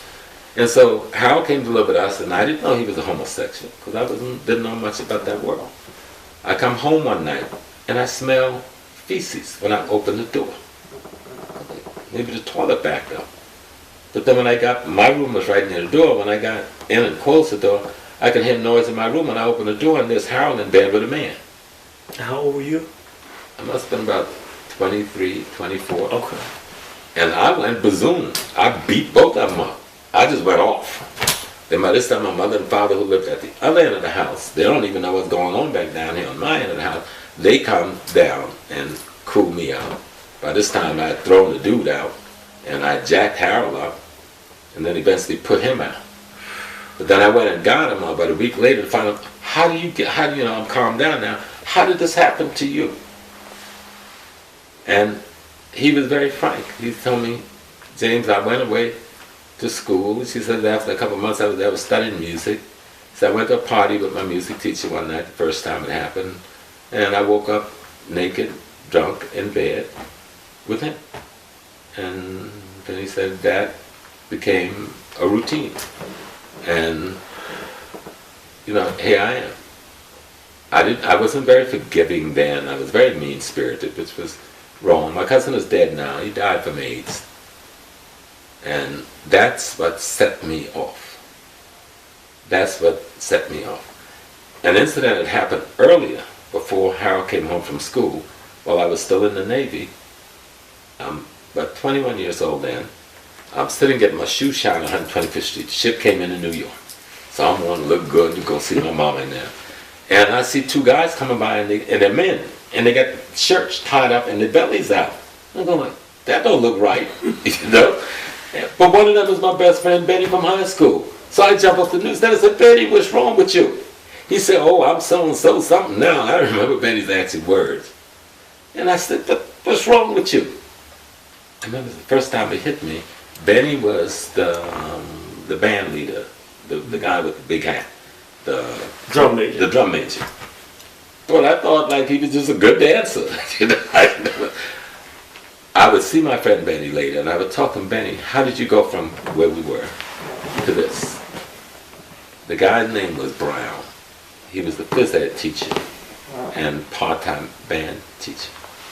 He was the homosexual in the closet that would invite these brothers, high school kids, over to his house for drinks and smoke, and then molest them.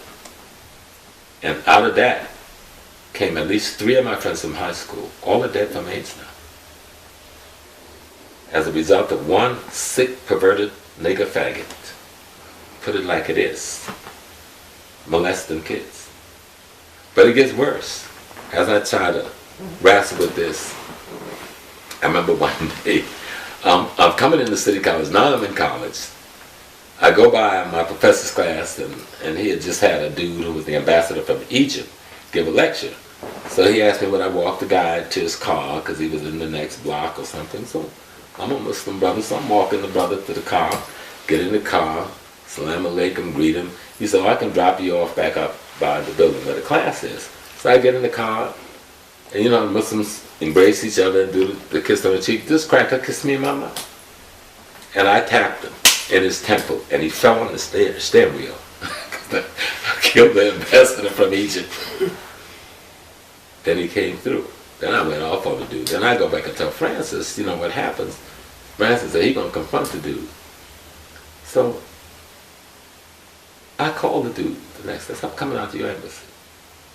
And I asked him, like, how you, because I checked with some people, I found he was married. He had 2 daughters. And I was like, because I was like a bold dude, you know. Like, why? Where's this from? He said, oh, Brother Amin. I was then Amin Shaheed. Brother Amin, you know, he would never tell me. It was, but I got to know him for about 10 years. And he finally told me that this is a whole culture in the Arab world. But I would experience that culture when I go to Mecca. It's deep, brother. This is deeper than people think, right? I'm the imam of the Muslim Mosque, Inc., right? I go to Mecca in 1975, and I'm getting hit on by men.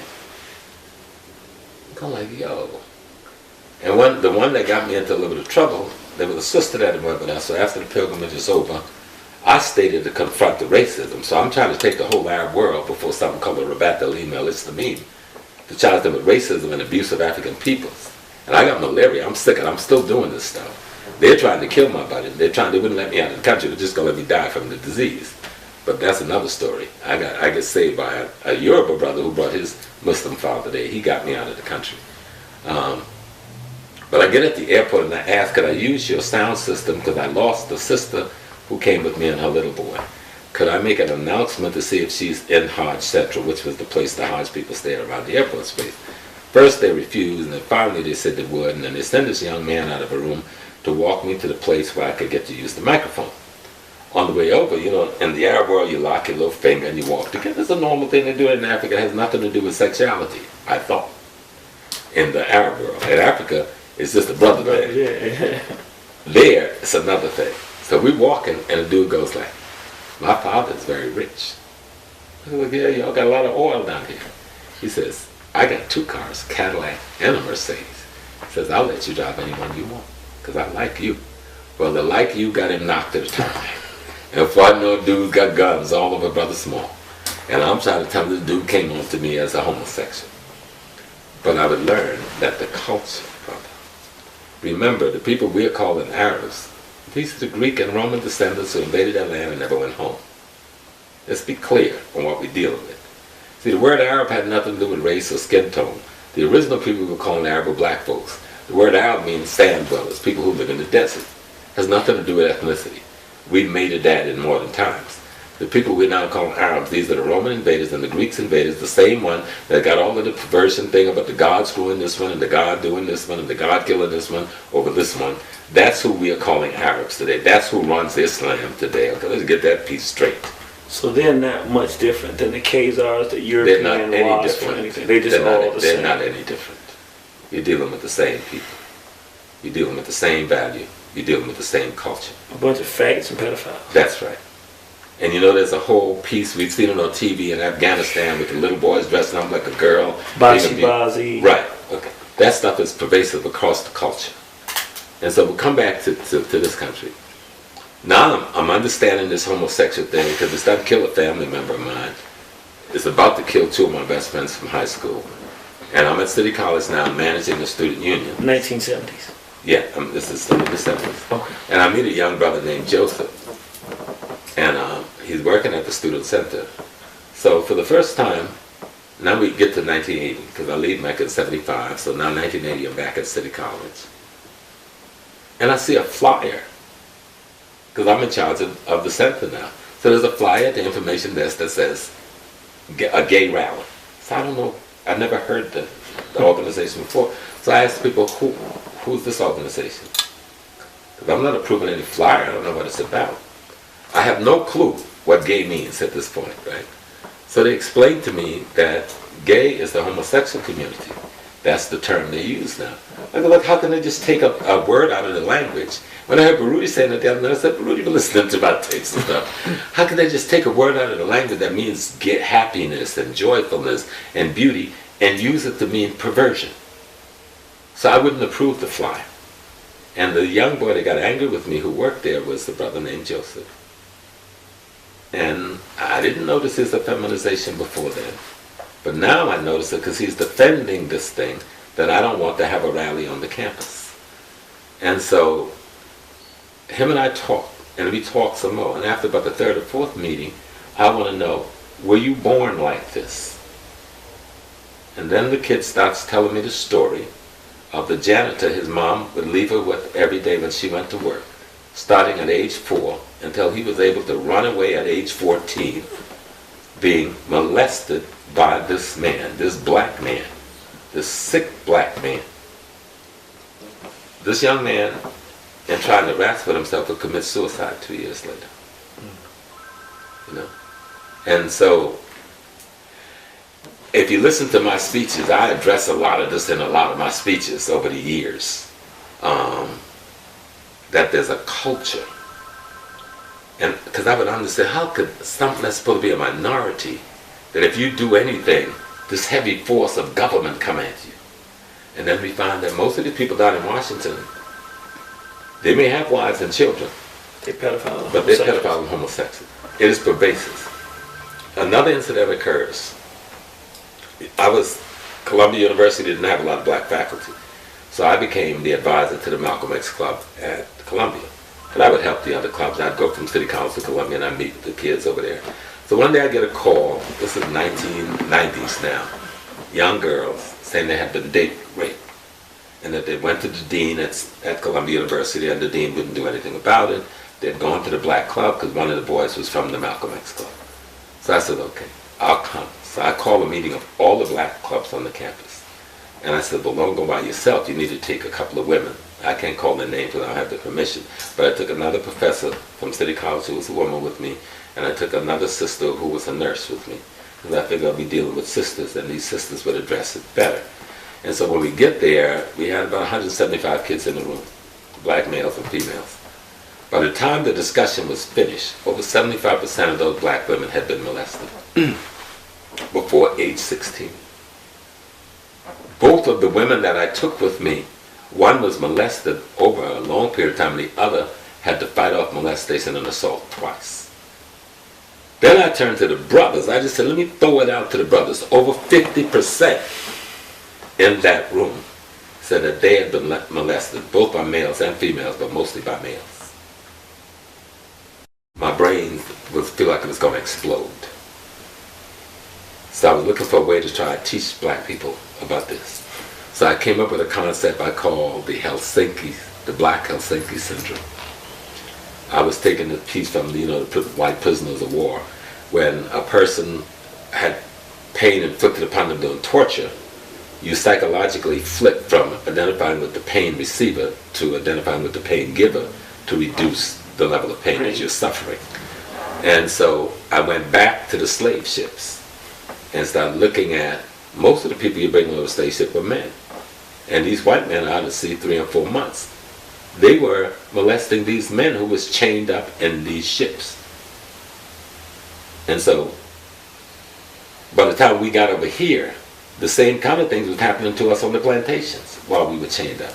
And so I took my understanding to Dr. Patricia Newton from Baltimore, and I took, Pat, this is what I'm seeing and understanding, and the more I dig into it, I'm beginning to see what some of our behavior and where this whole homosexual thing come from in our culture, because I call my Babalawo in Nigeria to find out, is this such a thing in our culture? And I was told no. And I can't remember the Odus right now. He cited the very Odus in Odu Ifa that speaks against this in the name of gods. And then even the law, the secular law in the books in Nigeria right now, any priest or priestess that marry 2 people of the same gender gets an automatic 5-year prison sentence. And so I'm on it, right? And Pat is telling me at the same time, Dr. Newton, that she was working at John Hancock, and he said that John Hopkins, and she was counseling black males who were suffering from trauma, who were black male homosexuals. And so we came up in the discussion. That's the first time I ever heard the term post-traumatic stress. I'd never heard the term before.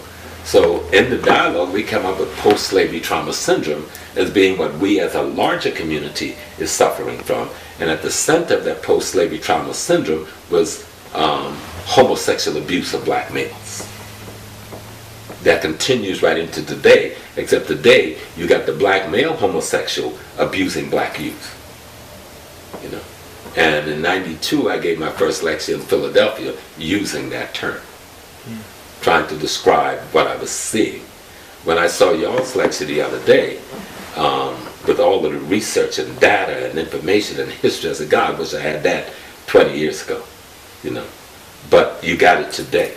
And people need to understand that the laws that have come into being that allow for people to adopt children who are homosexuals by saying, we're not going to do anything, we're not going to raise them homosexual. How can a homosexual raise a normal, non-homosexual child?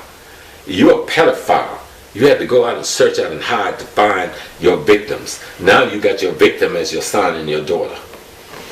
And we're going along with this talking about sexual preference. There's only one sexual preference. It's a male and a female. If the two people that's not male and female is having some kind of perverted relationship, that's not sex. Sex results into the reproduction of the two instruments involved in the act. If you can't reproduce from that involvement, then that's not sex. And we need to get that straight first, so we can stop legitimizing perversion that leads to the molestation of children. It's like murder, because you murder the being. You murder the being psychologically and spiritually. And then you create another pedophile out of the being that you murdered. That's what we're dealing with. That's what we're dealing with. That's why the work y'all were doing, now that I've looked at it, y'all are on it. Because it didn't just start. Go and look at the Black Studies Department in this country that was formed in the 60s and 70s. And look at all the ones that have been taken over by homosexuals. And you'll find that the majority of the Black Studies Department that was established by black militants was taken over by homosexuals with the help of the white liberal left. Could you do this for me? Yes. Because this is a very, very, to me, groundbreaking thing. Because we feel like, in terms of getting it out and exposing, we've done a lot. But what you're talking about now, this is something we haven't. So I want you to kind of take it slow for us. So help me out. So, and I just want to restate it. So and correct me if I'm wrong. What I'm hearing you say is that out of brothers like Brother Malcolm X and Carlos Cooks and this black militancy, that the Black Studies programs were created out of freedom fighting for our people. Yes. But then they were targeted to be taken over by white liberals with the use of black homosexuals. That's right. Could you explain how that happened and what the relevance was? Right. We saw developing in the end of the 60s and really exploding in the 70s a gay rights movement. And that rights movement was patterning itself after the black civil rights movement. Matter of fact, and even making in almost every statement that equation. All right. And then we saw these blacks who were fighting for gay rights. They didn't go and attack white gays who had excluded them. They began to attack those of us who were black nationalists. Why? Because the target that had to be destroyed was that black element in the community that was given identity, that was given self-worth and self-value to African men and women, and that was the Black Conscious Movement and the Black Studies Movement. Why, who wanted to destroy it? And primarily, I live in New York, and our primary enemy in the education sector was the white Jewish elite and their army. Ocean Hill, Brownsville, the UFT, City University. You have to look at it and see that you understand a university is not just some place you go to get a credential. A university is where you train the people that's going to run your environment. So everybody want to control one of these. And so we're fighting through Black Studies to get control at least of certain aspects of these so we can produce black consciousness, black spirited, African-centered, African-focused people. And so they came after them using the black homosexuals. And so if you go to City College now, which is one of the biggest Black Studies department in the country, we have the largest amount of course in the country. It's run from top to bottom by black homosexuals. And you will find that duplicated across the country. And their agenda is not an African conscious agenda. It's not an African-centered agenda. It's a gay rights agenda. Okay? Now, that gay rights agenda is telling black kids it's all right to abandon being African. It's all right to abandon African consciousness, African spirituality. It's all right to abandon heterosexuality. They're made in our communities being a homosexual as normal. How can being someone who's confused, you're confused about the thing that is the first thing you should have sense about your gender. If you're in gender confusion, how are you going to give me some direction? And you got to deal with gender confusion. Because how do you confuse yourself with being a female when you're a male, or vice versa? All right, you've been very clear, but I just want to back this up because I want you to walk us through this, and I want to make sure that I'm understanding you correctly. Am I to understand that we call them small hats, but the white Jewish elite wanted to undermine Pan-Africanism, black nationalism, and the freedom struggle? Right. What was their purpose in doing it? Why did they want to do that? It would shock people because it's simpler than you think. Who controls, let me give you a definition of a neighborhood is a geographical space where people of a similar language, similar culture, similar religion live, and they have some kind of relationship, associated relationship with each other. That's a neighborhood. Okay. A community is all of that, except you own the land, you own the businesses, and you control the socialization process, which is the education. Well, the problem is in our neighborhoods, the land is owned, especially where I lived in New York, primarily by Jews in Harlem. The educational system is controlled by the Irish initially, but now where the blacks live is controlled primarily by Jews. The retail stores that we are spending billions every year is controlled by Jews. Now, if you just look at Malcolm's projection of what black nationalism is, Malcolm said black nationalism is if you own the business and the resource and the real estate in the area that you live. Community. The community that you live. Now, if you do that across America, from Detroit to LA to New York, the people who owned all of those things in our communities were Jewish, primarily. You had some Irish ownership, some Wasp ownership, but the overwhelming majority of the people who was making the billions of retail dollars every year, hundreds of billions of retail dollars every year. Think of it now. We're talking hundreds of billions of retail dollars every year was going into the Jewish community out of the black community. If you change that dynamic educationally so that we begin to control those sectors of our lives, real estate, retail, and education, they lose $1 trillion baby.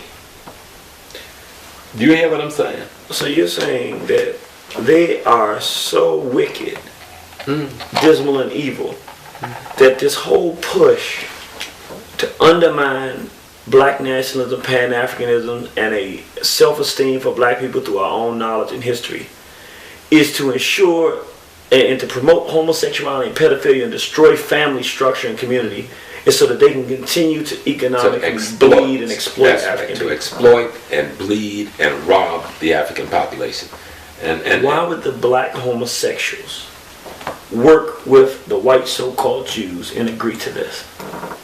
I think most of them are unconscious of what their handlers are doing. To just, if someone was born, and we know that there's a certain percentage of people who are born hermaphrodites, something like about 1% or 1%, and the 90% of the white community. And what that is, the people that come and they don't know whether they're female or males. And usually they do some surgery at birth to make them one or the other. That percentage is not reflected in what we're calling the homosexual community. Right. So we talk about the people in the homosexual community, the people who are converted to an ideology, okay, and a practice that in their own religious doctrine is called destructive. The whole thing about Sodom and Gomorrah is about killing all the people that behave that way. God said in Leviticus, if you do this, kill them. That's right. So what is it then that they're talking about? They're talking about the destruction of the black race. That stuff is normal for them. That's their life. That's not our life. That's not our way of life. That's not our value system. That's not natural and normal for us. And you cannot find it anywhere in our culture. And I see some people out here today trying to attach this shit to Kemet, trying to attach it to the Yoruba culture. But I'm a Yoruba priest. And I've been at it since 1967. I'm not new at the game. I was a Muslim imam. I went to Mecca in 1975. I'm not new at the game. So I'm not some novice talking. I mean, I've lived it. I've experienced it. I've studied voodoo for more than 30 years, you know. I taught at City College the course called Religion and Survival, Comparative Religion and Black Studies, for 15 years. So I'm not a novice at what I'm talking about. And I see this thing. I see homosexuality, or what they're calling the gay rights movement, being used to, they've already undermined the black civil rights gains. Okay? They've already undermined our identity as an oppressed grouping by now lumping themselves into that grouping. Well, people who, the white gay or the white homosexuals was a part of that oppression throughout slavery. That's right. And throughout Jim Crow. As a matter of fact, and I'm just going to a point that you already made, and it seems that it's very obvious. If the whites who enslaved us were raping men on those ships, by definition they were homosexuals, which means homosexuals weren't victims. Homosexuals were the victimized slavers of African people. Victimizers. And the homosexual, the white male homosexuals and the white female homosexuals are still the victimizers. And that's why we have to even look at the prison industrial complex. We have to look at the whole segment of the hip-hop movement, which we may have initiated hip-hop, but that ugliness, the gangster rap, the perversion we saw in hip-hop came from the European community, primarily the white Jewish community, who ran the record industry and who controlled what entered the marketplace. If they didn't approve it, you never heard it. So, are you saying that the same reason that they promoted music of us killing and hurting each other, would I assume from what you said that they do that because when we do that, they can continue to get the money? It's the part of the negative socialization process that keep the black family from ever healing, that keep the black family from ever recouping, that keep the black family from ever reorganizing, that keep the black family from coming up with a methodology for independence and development, just like you would see in the Chinese community or the Korean community or the Japanese community or even in our Latino communities. We're the only community that's not allowed. One, because we are attached to Africa, which is where 90% of the wealth of the world is now. Two, because we are the largest black, if you break down into ethnicity in America, we're the largest ethnic group in America. And last year we spent $1 trillion. That's accounted for $1 trillion, so there's a few $100 billion that we don't account for, that's the underground money, and most of that money went to them, not to us. So now, would you give up that kind of income? No. So if we didn't have homosexuality, and if we didn't have pedophilia, if we didn't have gangster rap telling us to kill each other in our community, the logic is that we would then listen to people who are saying, let's do for ourselves and control our own economy. Wasn't that why we were doing it? The Nation of Islam had more business in this country than nearly any other black enterprise in our community. Black people have businesses. We had the civil rights movement, so-called, quote unquote. I wish I could take you back to some lectures I did with Reverend, he was part of Dr. King's movement in the early 70s. No, he was a big brother. He used to wear coveralls, overalls. But he was here. He lived in New York. And we did this on Long Island. And he invited me from the OU to come and speak. And the workshop that I handled was called The Civil Rights Movement, Who Profited and Who Gained. That room would always get the most people. Mostly Jews.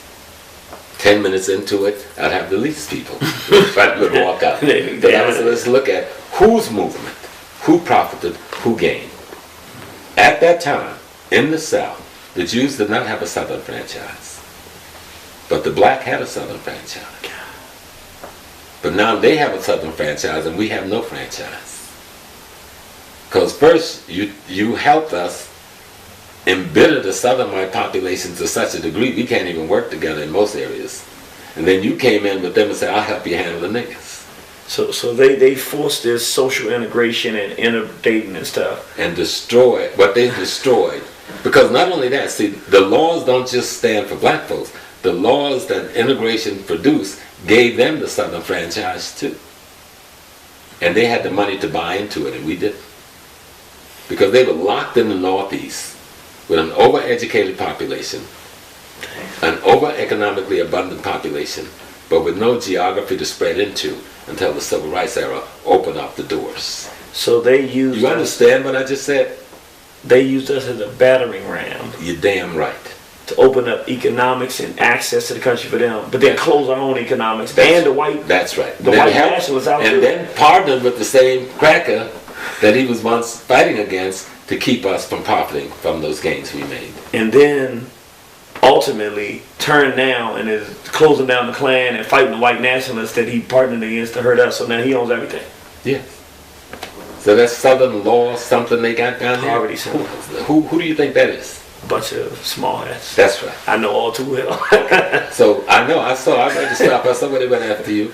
That's who they are. And what they've done is used us to create a civil rights dynamic in the country that has given them franchises that allow them to expand with their dollars and allow them to expand with their educational base so that they're dominating.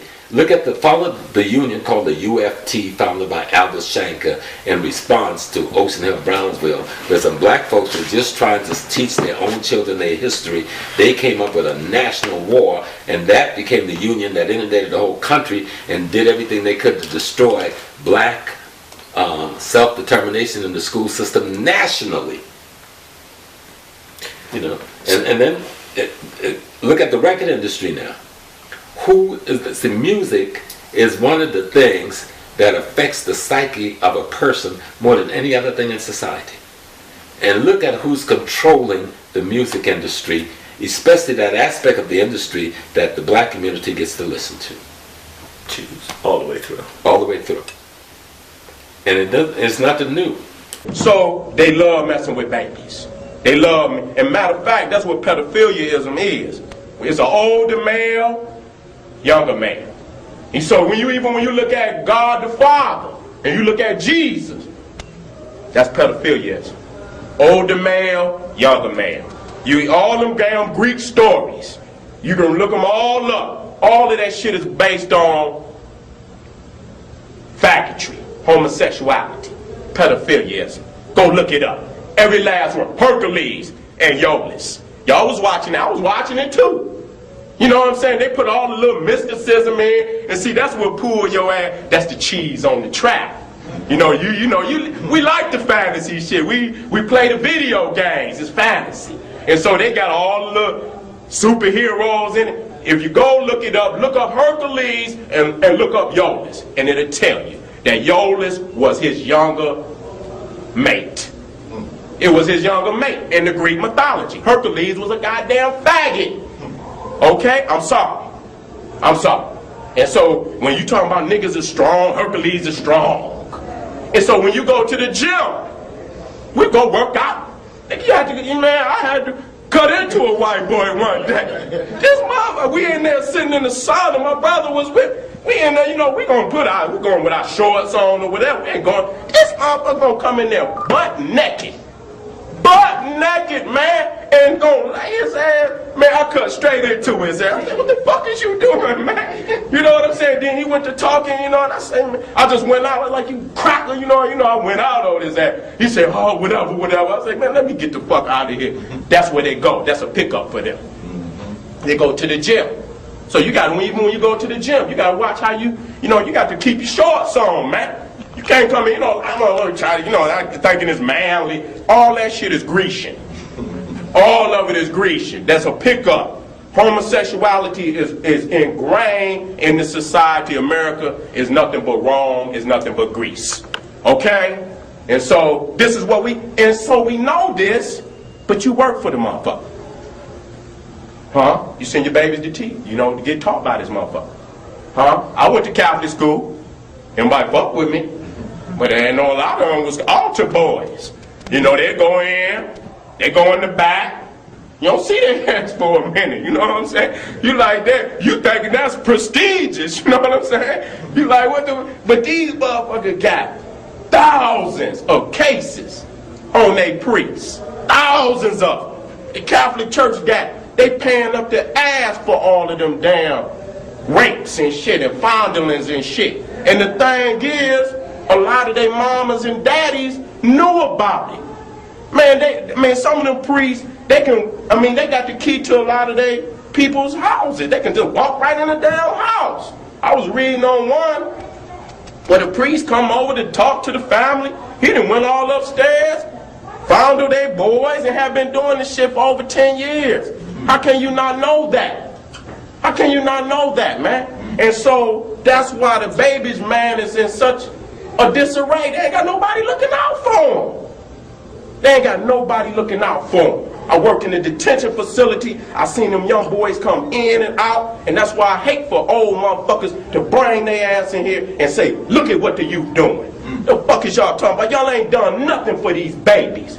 Nothing. Ain't looked out for them, ain't fed them, ain't raised them. What the fuck are you expecting a child to act like if they ain't been raised? They're supposed to be raised by a community, a mama and a daddy. So can't nobody say shit about these babies. They need to revolt and kill everybody. Old and nigga, I don't give a fuck who it is. They need to revolt. They need to revolt because nobody looking at. And I go in because I was a counselor at Northern High School. So I'm going in to do my thing. I ain't never been inside no shit like that. Man, that shit is ridiculous. It was minimum security. They can't even take books in the damn room, man. They can't take nothing in there, man. They wanted to write them up and shit for having candy in the damn room. That's contraband, candy. You know what I'm saying? Man, I'm like, fuck that, man. I'm not going through that shit, man. And you would hear them kids in there banging on them goddamn doors, man, late at night. This one motherfucker, man, he was so strong, man. He was hitting that damn door and he was shaking the whole damn building. I mean, he was hitting it. I mean, these are steel doors, man. And he was banging on that damn door for about an hour. And it sounded like he was going to knock that motherfucker off the hinges. And he ended up getting out of there, too. They kept, they were scared to go in there and get him.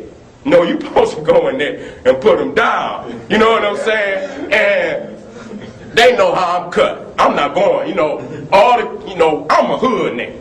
I talk to him. So if we had to go in there and get him, I'll go first. I go and whisper in his ear, nigga, come on out here with me. Let's go on out of here, man. Let's go and do this shit. And most of the time, that'll work. But shit, man, that nigga was beating on, and he was a big, tall, strong motherfucker, man. And he was about 18, and he was about 6'2", and it looked like he weighed about maybe 2. You know what I'm saying? It was some niggas in there, man, was 300 pounds. You think I'm going, we gonna talk this shit out. It will never ever come to us having I'm not gonna do it. You understand what I'm saying? Cause I'm just gonna be real. A lot of these cats that was working in the detention facility, they was older cats. They can't go in here and put no young nigga down. So, most of the time we would try to talk it out. Man, them babies in there, man, fucked up in the head, man. Yeah. They gone. Some of them the other little boys, they'll talk. Niggas had been raped already. They was 12 and 13, man. They was already faggots, man. They was already faggots, man. Some of them young niggas had already did a murder. They had already did a murder. You know what I'm saying? I mean, this shit is ridiculous, man. We talking about 15, 16. And as soon as one come out, another one would come in. That shit would never be empty. They making money off of prison systems, man. Detention facility. That's the new goddamn plantation. So we know this shit is going on, but it's like they done beat us to the point that we want to act like we don't see this shit going on. And so if we cannot come to understand that we didn't like Tuesday, I was talking to me and Dabu had got into it. This motherfucker talking about we should study the English. We didn't come over here to study no motherfucking English language. Nigga, we got off the fucking boat trying to cut these crackers throat. It didn't never come down to, this is what it is today, because we didn't fail from grace. You understand what I'm saying? We done fail from grace. Nobody come over here to learn no goddamn English and work for the Peckerwood just to get a house. They devalue these motherfucking houses. These shit ain't even worth shit no more. Okay, they up and down with this. They control everything. Everything. You cannot come into the system and thinking you gonna finagle your way to the top. White man ain't gonna have it. He ain't gonna have it. Nigga, if a nigga get more than $50,000, they sending the IRS to your ass. Okay? If you buy a car, you buy a house, Nigga, if you ain't got know where this money come from, they coming to see your ass. They got too many checks and balances for that shit. Ain't no white man gonna let no nigga come up. That's why they stay strapped. That's why they keep a heat on their side. No matter how much you kiss his ass, say, Massa, me and you tight, he know what he done to you. He know what he done to you. So it's intelligent for him to keep that heat on his side. Okay? And they got so many layers of military that I don't understand how people can't understand. This a fucking military state. They got the local police, motherfucker got school police, and they even got the people mover police. They got the county police. You got the state police. All these layers of military. For who? You think it's for his people, his own people? You think it's for the white man? It's for us. What they doing right now, what Marcus Garvey said, that it already came to pass. He said they will bring enough immigrants in this motherfucker that we will be useless. It will render us useless. They can get a Mexican that will work for $2 an hour, $3 an hour. Nigga ain't gonna work for that. And I understand why. Because we've been over here slaving for their ass forever. We want our shit now. We don't want no 15. We want all our shit up front. See, he know that. We know what we worth. We know what all the skills we possess. From the sports, from the music, to the movies, we running all that shit. All them cars out there, all them fresh ass cars, niggas is designing them cars. You understand what I'm saying? So we know what we're worth. So he's not going to give us that because he already got his formula. America is on top because it don't pay nobody. Period. Walmart, $1 trillion company. Them niggas, they picking it all over the United States. Because I don't even think they pay minimum wage. They paying like $5 an hour, $6 an hour, $7, but it's $1 trillion company. Okay, what do we do? Anybody got any bright ideas? Anybody got any bright ideas besides revolution? Huh? Anybody? Anybody thinking they can come up out of this? I'm looking for help. We're gonna take this shit to the people. The people's gonna see this. Okay, this Detroit, we're a major city. You understand what I'm saying? A lot of greatness that came up out of this city, and even here, if they take this motherfucker, they can take anything. If they take Detroit, they can take any city. As a matter of fact, this the last city to take. They done took everything else. You understand? Detroit is basically the only city right now that can really make a difference. As far as black people been. We got the count, they done already took that. They done put old Kwame out of there. You understand? Everybody talking about Kwame was doing, goddamn, he better than Bing. And a fag is the head of the city council. See what I'm saying? And you got Uganda and all these countries over in Southern Africa, they making laws right now. Keep these fag motherfuckers out of here. Because they're going over there getting them babies. They're going over there getting them babies, raping them babies. You got, what's that, Brad Pitt, and what's the other, Angelina Jolie, whatever her name is? They went over there got babies. Madonna, they caught her ass. She was trying to sneak the damn baby up out the damn country. They had to, but she still got the damn baby.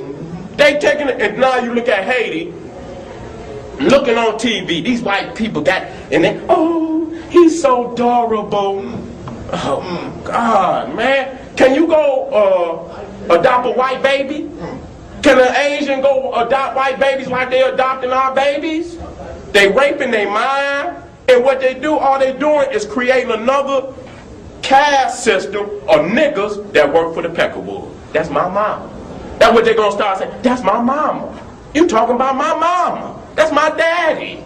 When they do that, they fucking up our family. We ain't got no family, but at the same, that's what they doing. They know that the first place we got to start is with our family. That's the first place we got to start, with ourselves. Motherfucker got to look in the mirror and say, that's my child. I got to do better. I got to be the man. I got to, whatever I could do. If I ain't got money, at least got to show up. Do the homework with the baby. Pick the baby up, take the baby somewhere. Do something for the baby. Mama, and make it. I got a couple of queens. They be calling me. They be telling me how the man done left them. They got 2, 3 babies. hard on these queens, man. You understand? When they go get a cracker, then you mad at it. You understand what I'm saying? And so the queen got to understand, it ain't all a lot of brothers out here. So you got to, sometimes you got to accept the fact that daddy, he 2, 3 daddies and shit, he going here and there and there, and that's the way it is any damn way. If you do the mathematics, if it's more women than it is men, and everybody getting somebody creeping, that's just mathematics, okay?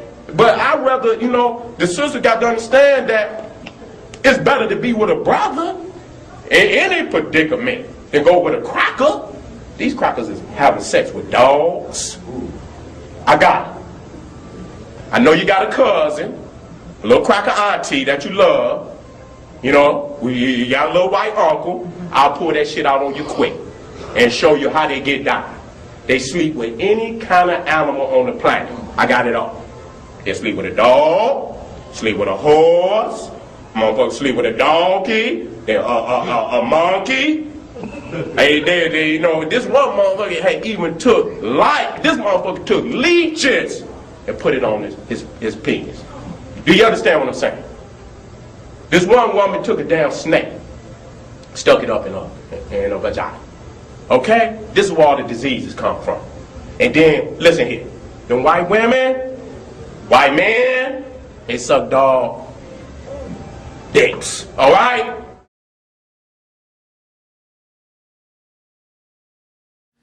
So, Mr. and Mrs. Fernandez, where you from? New Orleans, Louisiana. Okay. And how long have you been in Connecticut? Since 2005. Okay. So that's about 8 years. Maybe 9, going on 9 years. Yeah. Okay. What brought you from Louisiana, New Orleans, Louisiana to Connecticut? Hurricane Katrina. Okay. So you were one of the brothers and sisters, one of the families that were negatively affected with Hurricane Katrina, and your job offered an opportunity for you to leave New Orleans and relocate. Yes. And you chose Connecticut. Yes. Why did you choose Connecticut? It was the only place that was offering us some place to stay. So you were displaced by Hurricane Katrina here. You were making a living here, doing well. Children doing well in school. Yes. Job situation going well for both of you. Yes. So life is doing pretty well. And you have an altercation. You have an altercation out in front of your home. Tell us a little bit about what happened and what happened when the police got called in. We were having an argument or a shouting match, and I pushed my wife in order to get to the car in order to leave. That push prompted neighbors to call the police on us, and the neighbors said that I was beating my wife with a baseball bat. So the neighborhood you were in, was it predominantly black or predominantly white? Predominantly white. Okay. So your white neighbors told the police that you were attacking your wife with a baseball bat? Yes. Okay. So you left the scene because you heard the sirens coming? Yes. Yes. Then you came back to the scene? Yes. What happened when you came back to the scene? I got out the car. The police told me to put my hands up. They drew their weapons. I put my hands up. My wife stood in front of me because they were drawing their weapons on me. And from my right side, I was tackled by a police officer. When I hit the ground, they roughed me up a little bit. They handcuffed me and they put me in the car. And all of this is in front of your home? Yes. And you jumped in front of your husband when the police pulled their guns on him. Why? Instinct. It wasn't that serious. I wasn't understanding what was going on. But it was instinct. I guess a form of protection almost. It was like you have to get through me to get to him because it's not that serious. Okay. So they put you in the car and arrested you. Yes. Then they arrested you as well. Yes. For interference with an arrest. Because you were trying to prevent your husband from being arrested. I'm not even trying to prevent him from being arrested, just trying to explain to them that it wasn't that serious. And so I was arrested also. Yeah. Okay. So they took you to court. They charged you with... I think it was like 3rd-degree assault. On the police officer? Or on your wife? On my wife. Okay, they charged you with 3rd-degree assault. They gave you a restraining order. Yes. And they told you you couldn't come back around your home with your wife and children. Yes. Okay. What did they do to you? They told me that, well, when I went to jail, I lost it because it had just dawned on me that they took my husband and I'm in jail.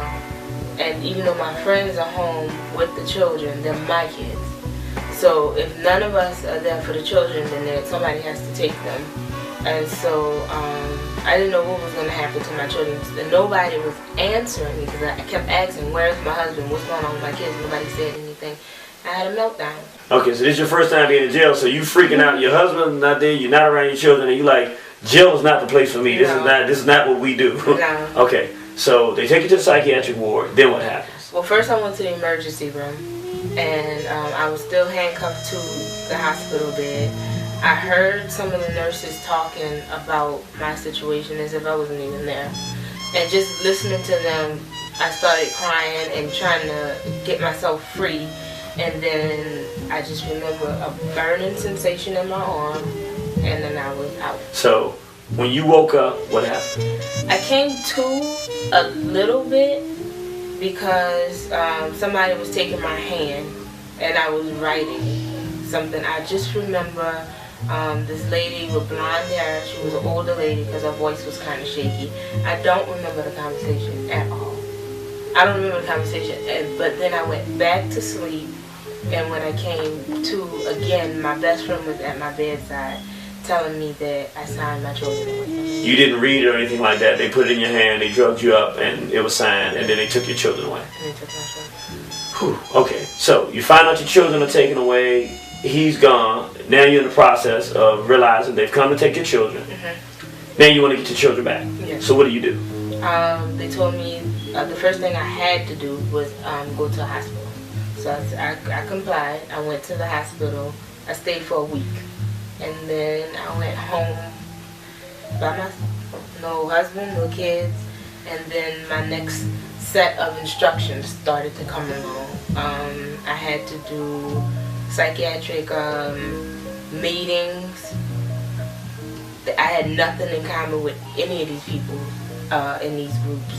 They were, self-cutters, people that were seeing things, hearing things that wasn't there. I just was dealing with the fact that my children were gone, so it was depression. But I had to go through these meetings. I had to do multiple urine tests. And I also was told that in order to get the kids back, I had to move out of that 2-bedroom into a 3-bedroom home. Okay, so you comply with all these things in the efforts to get your children back. You tell us that in some of these meetings, some of these women were trying to convince you to try to throw your husband under the bus and put him under the jail, I think you said. Could you tell us briefly some of the things that they were trying to encourage you to do to your husband? What they wanted me to do was make him pay for hurting me, because the whole, the situation with us had to do with an affair at the time. And so they were reminding me that, look, he left you for another woman. Aren't you mad with him? If it was me, I would have his, balls and all this kind of stuff. And it was like, and we're here with you, and, trying to make it like it was almost like a sisterhood, and we got your back, and we'll give you everything you want, just sink him. Was it an understanding that if you sink him, we'll help you? Yes. So since you didn't agree to sink him, were they still sounding like they were willing to help you? No, that's when they turned on me. And what did they say? They said that I was more worried about him than my children, because I was not willing to do something to make him pay. They wanted me to understand that the whole reason for me being in this situation was because of him. Okay. And the fact that I wouldn't do anything said that I was weak. Okay, so the idea was, it's a war, women against men. We want you on the woman's side to help us take your husband, and then you can have your children back and everything will be fine. Yeah. Okay, so you refused to do that, so now you're in the process of trying to get your children back. You were able to see them Tuesday and Thursday. Tuesdays and Saturdays. Tuesdays and Saturdays. And then you realized at some point that you could also see them on Sundays because they couldn't prevent them from having religious service. Yep. Okay, so when they took your children from you, you had a 3-year-old daughter, a 6-year-old son, and a 9-year-old son. Okay, and they originally had gone to a group home. But then they came to you and said that there's only one family that was willing to take them. All three of them. And that was a lesbian family. Yep. So my question to you is, when they said that to you, what was at that time, what was your understanding of the implications of your children being in a home run by individuals involved in homosexual white sex behavior? When they told me at first I felt like at a loss, because I was like, I don't want them to be in that type of environment, but if this is the only way I can make sure that they're together, then I don't have a choice. Did you think there was a real danger that was directly associated with them being homosexual and raising your children? Not at the time. So you didn't know that? No. You thought it was like the same danger as having a heterosexual family it would be as having a homosexual family? I thought it was going to be two women playing house. Okay, two women playing house taking care of children. Taking care of children. Okay, so you agreed, not knowing what the implications were. And I had no idea that he was never even informed about any of this. So they weren't informing him? He didn't sign for anything. They didn't even ask his permission for anything. Okay, you two weren't talking at the time, so you didn't know. We couldn't talk. They had a restraining order. There was a restraining order, so you couldn't contact her, and if you did, you could be locked up. So you couldn't contact him because he wasn't supposed to be talking to you. Okay, so you make the agreement, they can go to this lesbian home. They stand in the lesbian home for about 3 months. You're in the church service on a Sunday morning. What happens? My daughter went to our daughter went to the bathroom. 3-year-old daughter. Yep. The Sunday school teacher called us out of church, said that we needed to get to the restroom as soon as possible. I went in the restroom with the worker that was it. It wasn't the worker that we had. She sent in a replacement, somebody to just watch the children for that time. So it was me, it was that worker. You couldn't come in because it was the girls' bathroom. I had one of the evangelists from the church come in, and my best friend. And when we got to the bathroom, the toilet was full of blood. So she had passed blood through her bowel, through her rectum. So she was bleeding through her rectum? Yep. Are we talking about a little bit of blood? No. It was all blood. It was a lot of blood.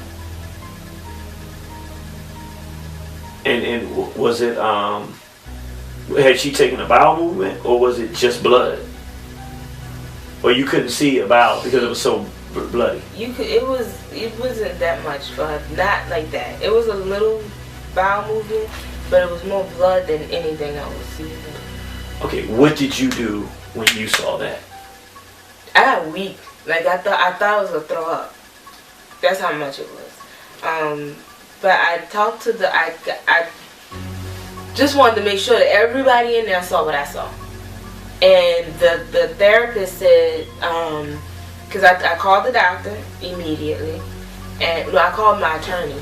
I had an attorney at the time, and he told me what to do. So he told me to get in touch with the doctor. There's always an on-call doctor, no matter what day you call. And the actual doctor called me back and told me that she had been talking to the foster parents about the diet. They changed the children's diet, and she said because of the type of diet they was eating, that maybe it caused my daughter to be constipated, and maybe it tore her rectum with the bowel movements coming out.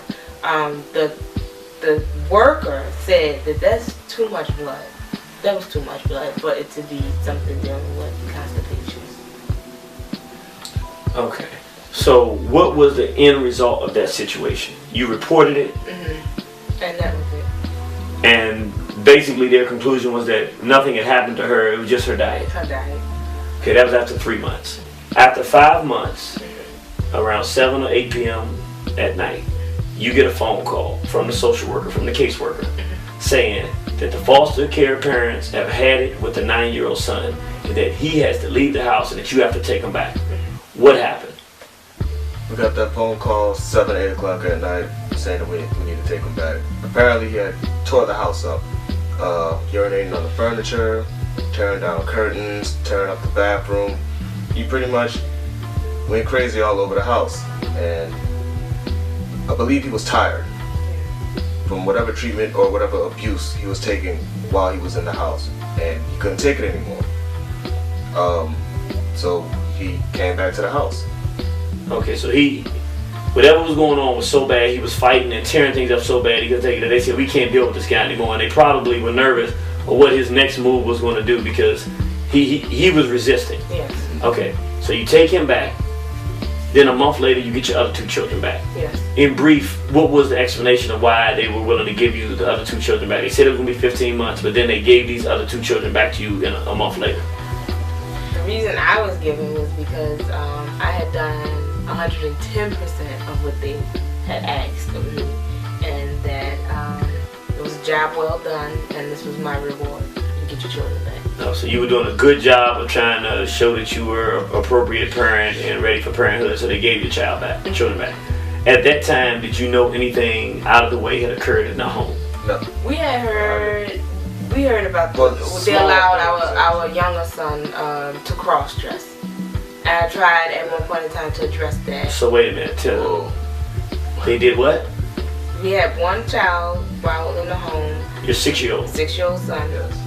They allowed him to dress up as a girl. Now, when you said they allowed him to, so he was already dressing like a girl before he left here, or they encouraged him to do it? They encouraged him to. When I asked him about it, he said that they had 2 adopted girls, both African American, that they have in their home also, and so the girls thought it was cute to dress him up, and the foster parents encouraged it. My older son went against it and said it was wrong.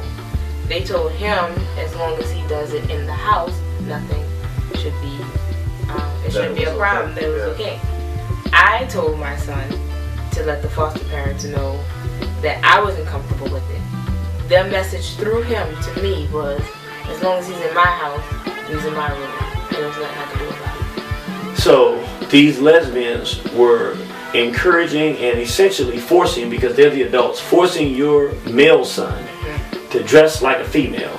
And when you said that it was a problem, they told your son to let you know, as long as he's in their homosexual environment of their home, he will do as they say. And what they were saying is that he, as a male black child, must dress like a female.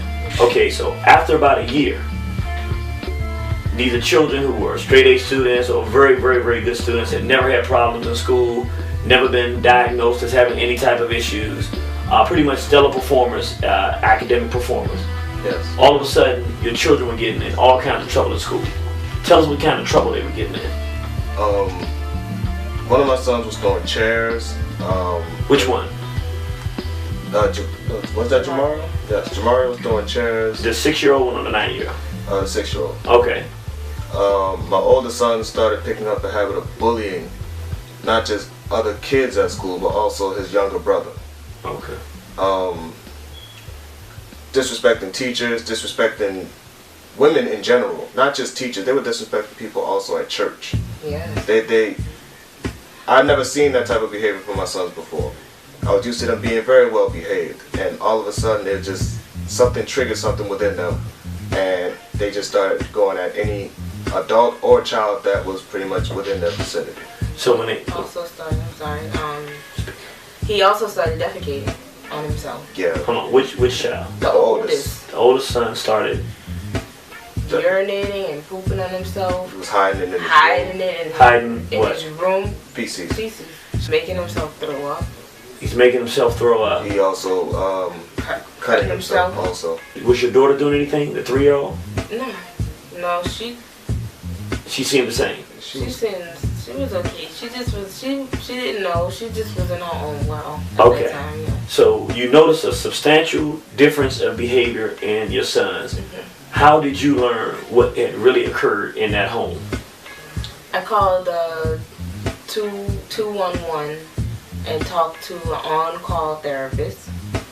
She let me know that they were going to send some people out, and they call it like mobile therapy.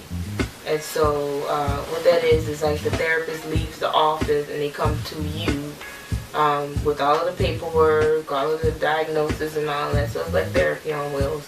They came to the house, and the therapist asked me if it was okay if she took him to his room to talk to him, since this is where he's doing all of the defecating and urinating and things. And I said fine. After about 20 minutes, she came downstairs and she said that he had something that he needed to tell me. At the time, I had the 2 younger children downstairs in the play area. We had a finished basement. So they were down there out of earshot, and he explained to me that while they were in that foster home, they were molested. And so I want you to walk me through, as he explained. I'm going to ask you each child, I want you to speak very clearly so people can understand and very directly. Tell me first what was told to you by your children happened to your 3-year-old daughter. She told us that she kept giving us the story about her with the pull-up. Pull-up. She said they put a spatula in my pull-up. And I was like, what are you talking about? She said, you know, for the pancakes, the flip. I said, a spatula? And the boys, their head went down and they was like, yeah. I said, they put a spatula in your pull-up? And so, meaning in her... So one of the things we know was happening to your daughter in this homosexual lesbian household was that she was having a spatula shoved in her rectum. What else were you informed that your 3-year-old daughter was forced to do in that lesbian foster home? For her, that's all I heard as far as she's concerned. Did you hear anything? Abuse. No, that was all that I heard also. Okay. What about your 6-year-old son? What are you aware of that happened to your 6-year-old son? That they would come into the room. The foster parents would come into the room at night, and they would kiss him on his mouth, on his neck. They performed oral sex on him. They performed oral sex on your 6-year-old son? Both of them? Both of them. Did they make him perform oral sex on them? My oldest son, because in that home, they got the male and the female mixed up a lot. He told a doctor in front of me, so I heard this for myself, that he made me put his vagina in my mouth, is what my oldest did. So your 9-year-old son, confused about male and female because of this scenario, told you that he, meaning the masculine lesbian, forced him to put his, what is a lesbian's vagina, in your 9-year-old son's mouth. So we understand that in addition to your 6-year-old son being forced to perform some sexual acts with these lesbians, in addition to him being forced to cross-dress, that the children were made to perform sexual acts on one another. Are you familiar with the extent to which that occurred or not really? They haven't told me. No word yet. But you were informed by the clinicians. Every report that's come out, and there's been 13 in total. There's been 13 reports in total. On every report that's come out, it's only been through clinicians. Not from me, not from him, not from somebody we know. And they're saying clearly that the children are saying that they were forced to perform sexual acts on one another. Okay. What are you familiar with occurred with the 9-year-old? Hearing the 2 women have sex. Seeing them groping each other. Coming into the room at night. Who came into the one of the women came into, well, the male version of the white female. Yeah, the white female will come in and like put her tongue in his mouth, groping the area down there, and again oral sex on his children. Your 9-year-old son oral sex. Also, we heard a report that your younger children said that, and explained it to me, they would grab, each lesbian would grab your 9-year-old son's arms and do what? The younger son said that when they would get fed up with him, one would grab one arm and the other would grab the other arm. They would drag him upstairs, off to a room, close the door, and he would hear them just scream. And he said he wanted to say, get your hands off of my brother, but he felt like he was too small. to do anything about it. So your 6-year-old son wanted to help your 9-year-old son. But all he could do was listen to see his brother snatched off, taken upstairs to a room, and he would hear him screaming. Did he say any idea of how long he would be screaming? Was it one scream, or just he heard him screaming for a long time? Was that once or more than once? He said that occurred. I would say it was most likely more than once. Okay, so a continuous process of just sexual torture. Yeah. After they left, because I remember you all talking about the fact that, another thing, during the course of this process, I remember you saying you saw physical things that were happening to your children, toenails, things. Tell us some of those things briefly. Their toenails were discolored and falling off of their feet. They would come wearing sandals whenever they would come to visits that we would take them to the park. They would have sandals on, and their hair was unkempt. You know, they had lint fuzz, and it was dry and brittle. They were ashy. The children were not being taken care of. My daughter would have patches of hair falling out. 3-year-old. 3 years old. As far as you know, have either you, because we know you reported these situations, you reported all of these things that have occurred. They shut down that foster home.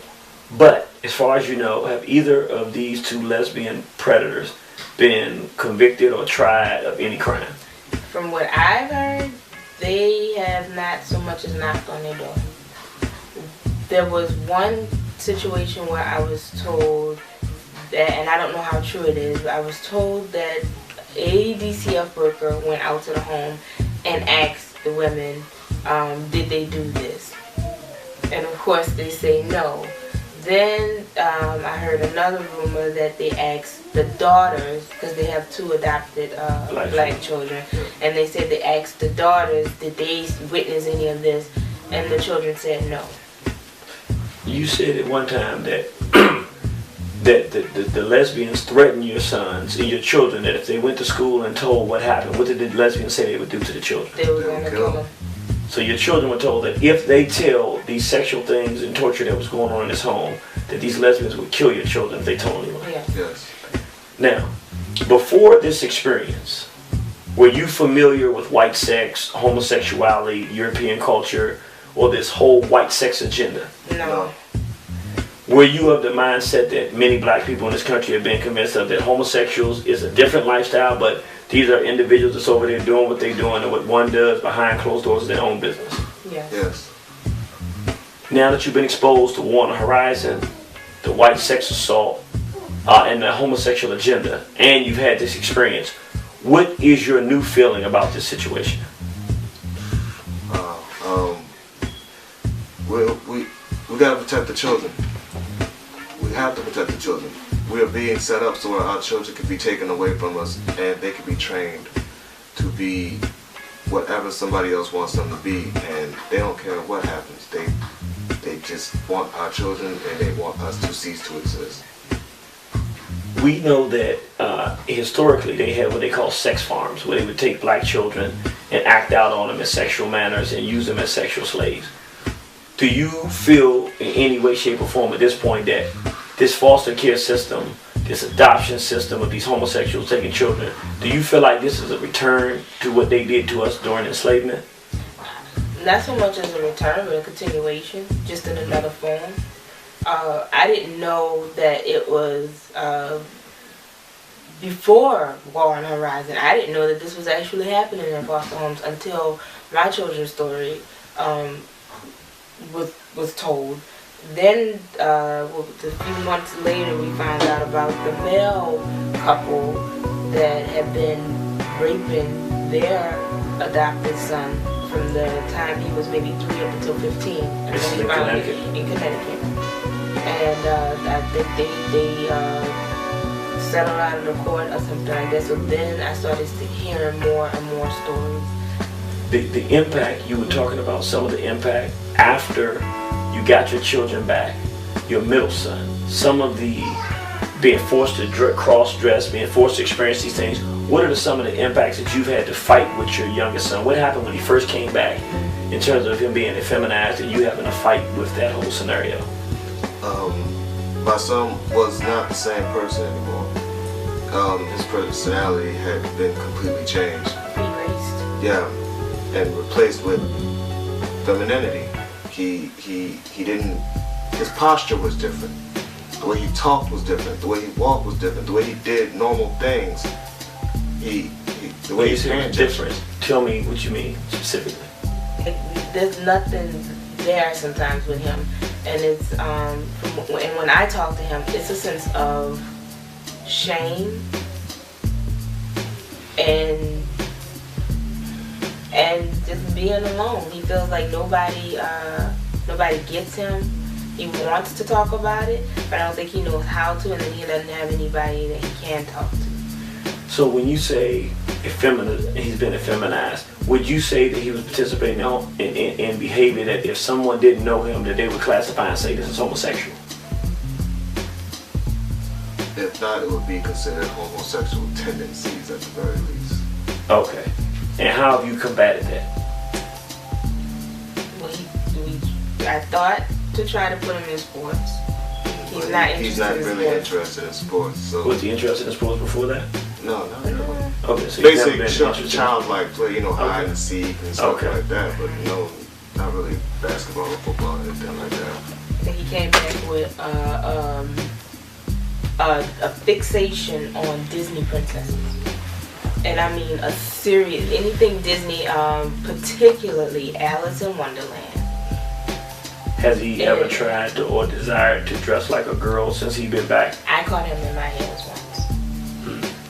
once. Had he ever done that before he was taken us home? Never. He also tried to dress up his sister's dolls. He's always wanting to make dresses for the baby dolls. Now we have to try to get him away from her toys and more along the lines of his own. And you're still fighting in that struggle? Because he loves, again, Disney. So he likes the Toy Story. But instead of him going towards Woody and all these other male characters, he wants the girls so that he can dress them. First of all, we'd like to be really proud of the job that you're doing, that you're fighting back. The attempt here was to take your children and destroy them, and you've decided as a family you're not going to lose, they're not going to steal your children, and you're not going to succumb to this white sex assault, nor are you going to be a broken black family. You're going to put the pieces back together. What would you say to the family out there, the black brothers and sisters around the world, Africa, America, Asia, around the world, who can learn from your story? What advice would you give black people in terms of understanding the world that we live in? Prioritize. As a father, a black man, understanding that there is a white sex assault, what would you say to black people around the world after this experience?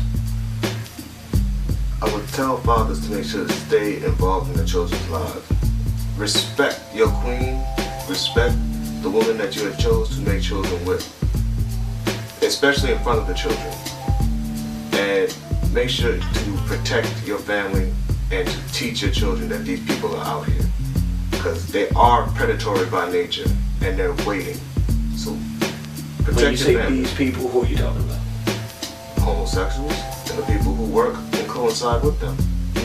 That includes DCL, the judicial system, the police, everybody. They all work together to destroy the black family. If you can preserve the black family, we'll be okay. So we have to depend on each other. What is your position definitively on homosexuality after this experience? It's not good. No way, shape, or form. And in actuality, it leads to extinction of all of us as people. What would be justice for the lesbian torturers of your black children? They deserve to die. They deserve to be ended. Not just them, but people who are like them. It all needs to come to an end.